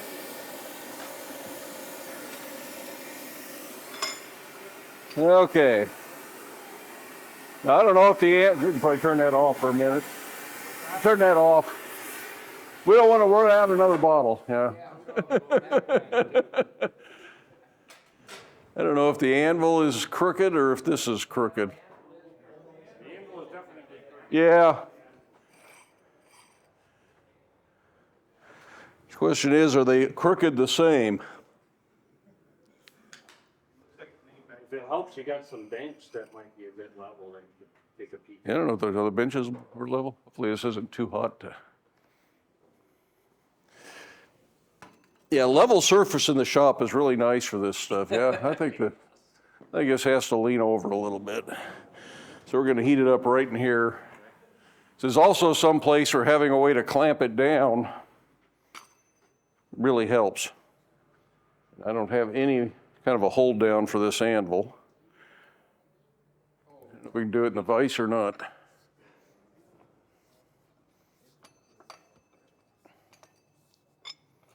We'll grab that.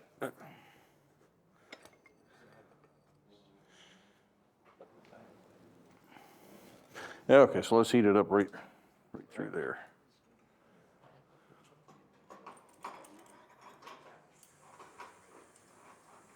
It sticks. There's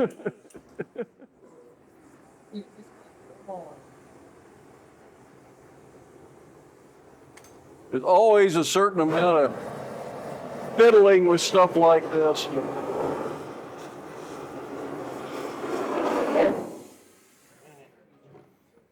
am not used to propane. It is different. I think I'm gonna go borrow that. I already borrowed that bending fork once. I'll go borrow it again. Thank whoever donated them to the auction.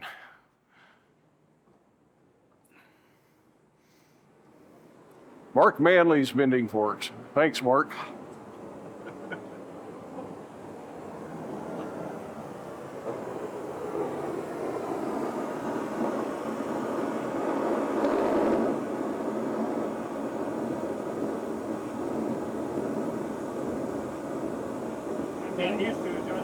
Yeah, I just need to back it all off. Back it all off until the flame gets back to the torch head.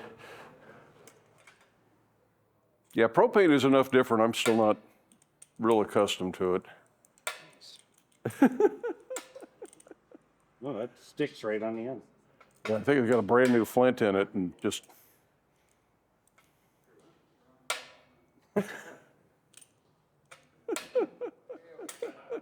It's right here.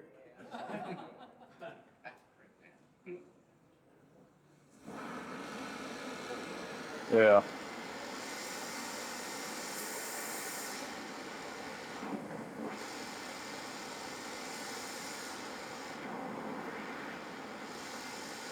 Like that? Yeah. Right here?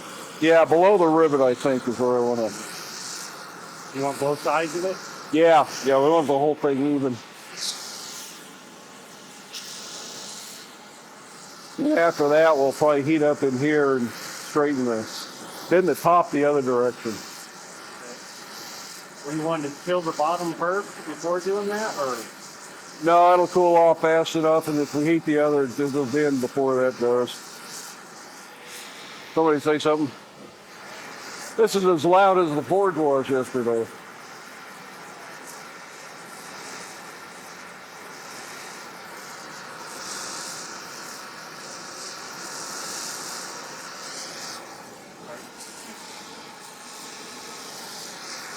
I'm just trying to remember which way I gotta bend it.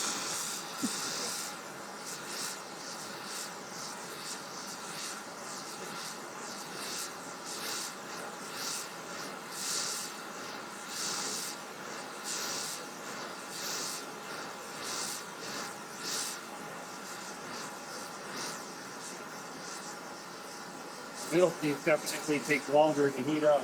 Yeah. Once you get the first heat, it goes pretty fast. But...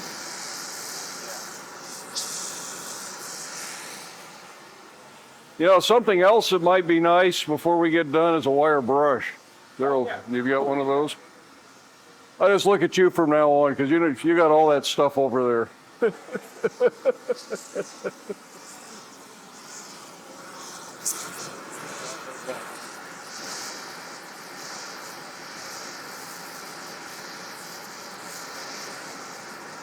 I don't want to bend this right down at the shoulder because the shoulder is tight. I want to bend it just above. And you can see where it's got a little bit of a bow in it, so I think it'll work out. There? Yeah, a little more. A little more, I think. With a big enough wrench, it might, but I'm afraid I'll pop it out of the vise. Yeah. Probably hard to keep it in the bite trying to bend it. Yeah. I recently got a flattened table, and that's wonderful for this because you can clamp stuff down good and tight and then really crank on it if you need to bend something. I'm not sure how I got along without it for 40 years. Let's see if that's enough heat for it. Oh, that figures. That doesn't even fit.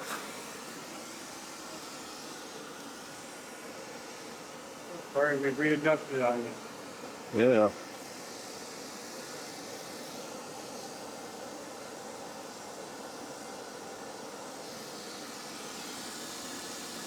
Yeah, I think that did it. And then we want to heat right in here. Yeah. Doesn't fit that either. Oh, perfect. Yeah. No, that'll be just fine. Yeah.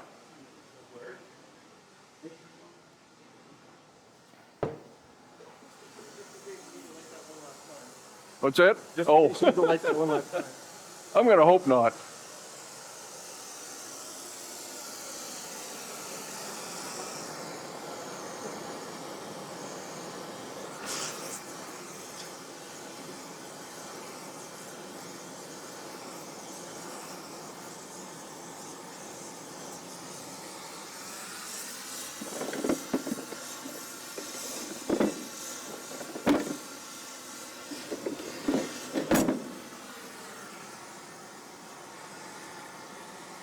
I don't know why I didn't bring a bending fork.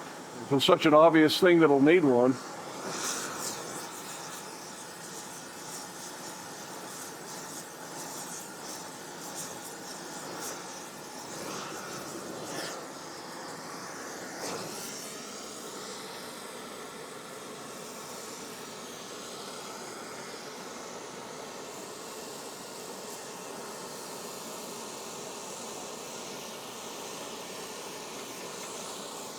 This is where that, yeah, it looks better.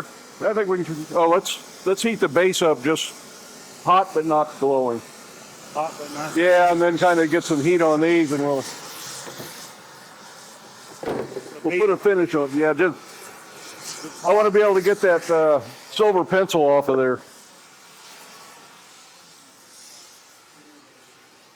So I'm going to try and give it a wire brushing here.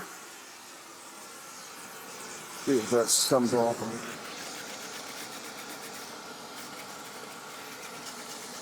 No, it's.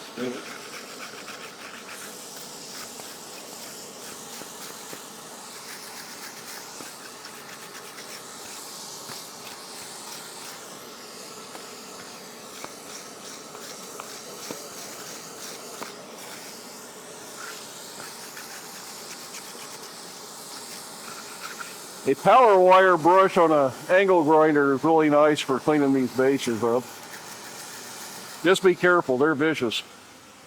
And then just enough heat up here that it'll melt wax.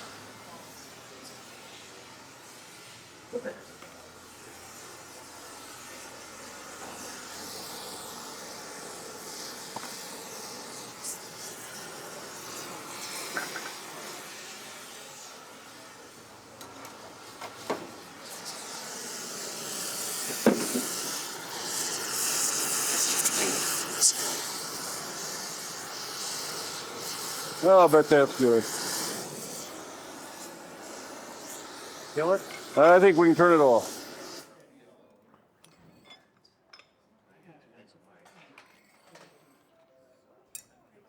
Now, Johnson's paste wax has always been my favorite. That's a little hot. Yeah, we got to let that cool. I'd like to put it on so it smokes a little bit, but not too much. But it's not available anymore. Minwax, you can use beeswax with linseed oil and mineral spirits. There's a guy, ZH Fabrication, is making a wax he calls Forge Finish. All of that stuff works just, even straight beeswax isn't bad, but it tends to build up a little bit more and leave kind of a waxy coating. There's a bowling alley wax on Amazon that's pretty cheap, that's almost the same makeup as that. Yeah, it's all basically the same stuff anyways. It just, but when Johnson's found out they were going out of business, I bought 2 boxes, so I got a dozen cans of it. Yeah.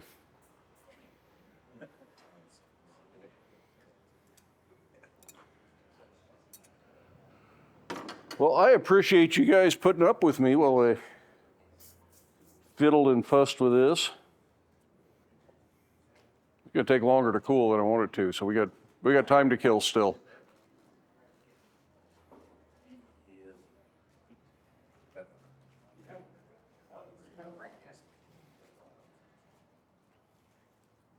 So any more questions, comments, answers to the troubles of the universe?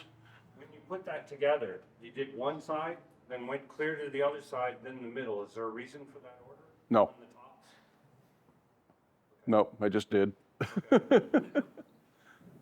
I think, you know, when this one is up higher, like some of the other ones are, doing it last keeps it out of your way.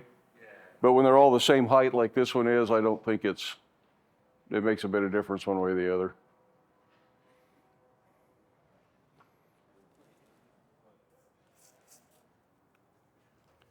I think we can get some. And I didn't travel with candles because I was afraid they'd melt in the hot car. So you just have to use your imagination that there's a candle in there. This is really still a little hot. Hard to stand there and stare at it, yeah.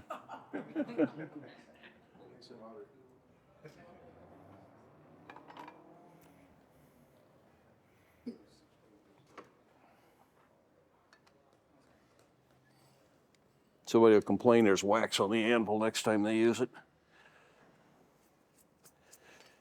I usually keep a piece of scrap plywood around just for doing this so the wax gets all over that instead of workbenches or anvils or. Yeah, you wouldn't mess up that couch. Wouldn't mess up what? Yeah. And this is also the point that you don't want to accidentally drop stuff in the dirt because it sticks to the wax really good.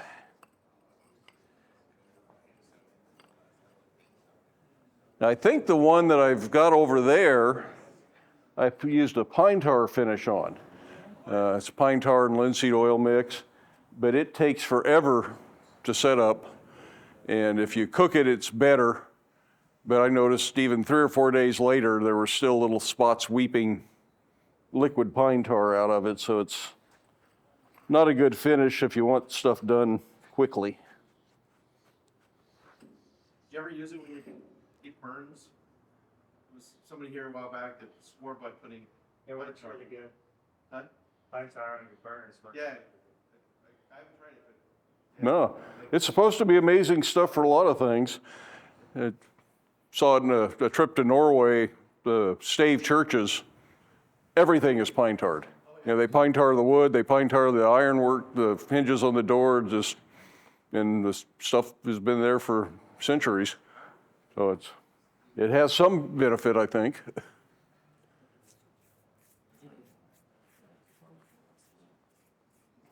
They just didn't have any Johnson space bar. Well, that's part of it, but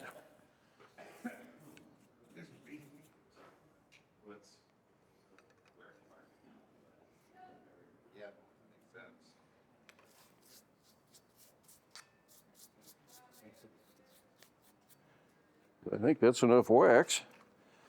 So I think, other than waiting for that to cool so you can touch it, we're done.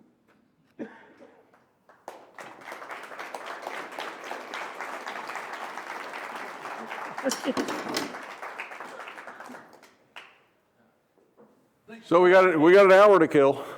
So make another one, okay.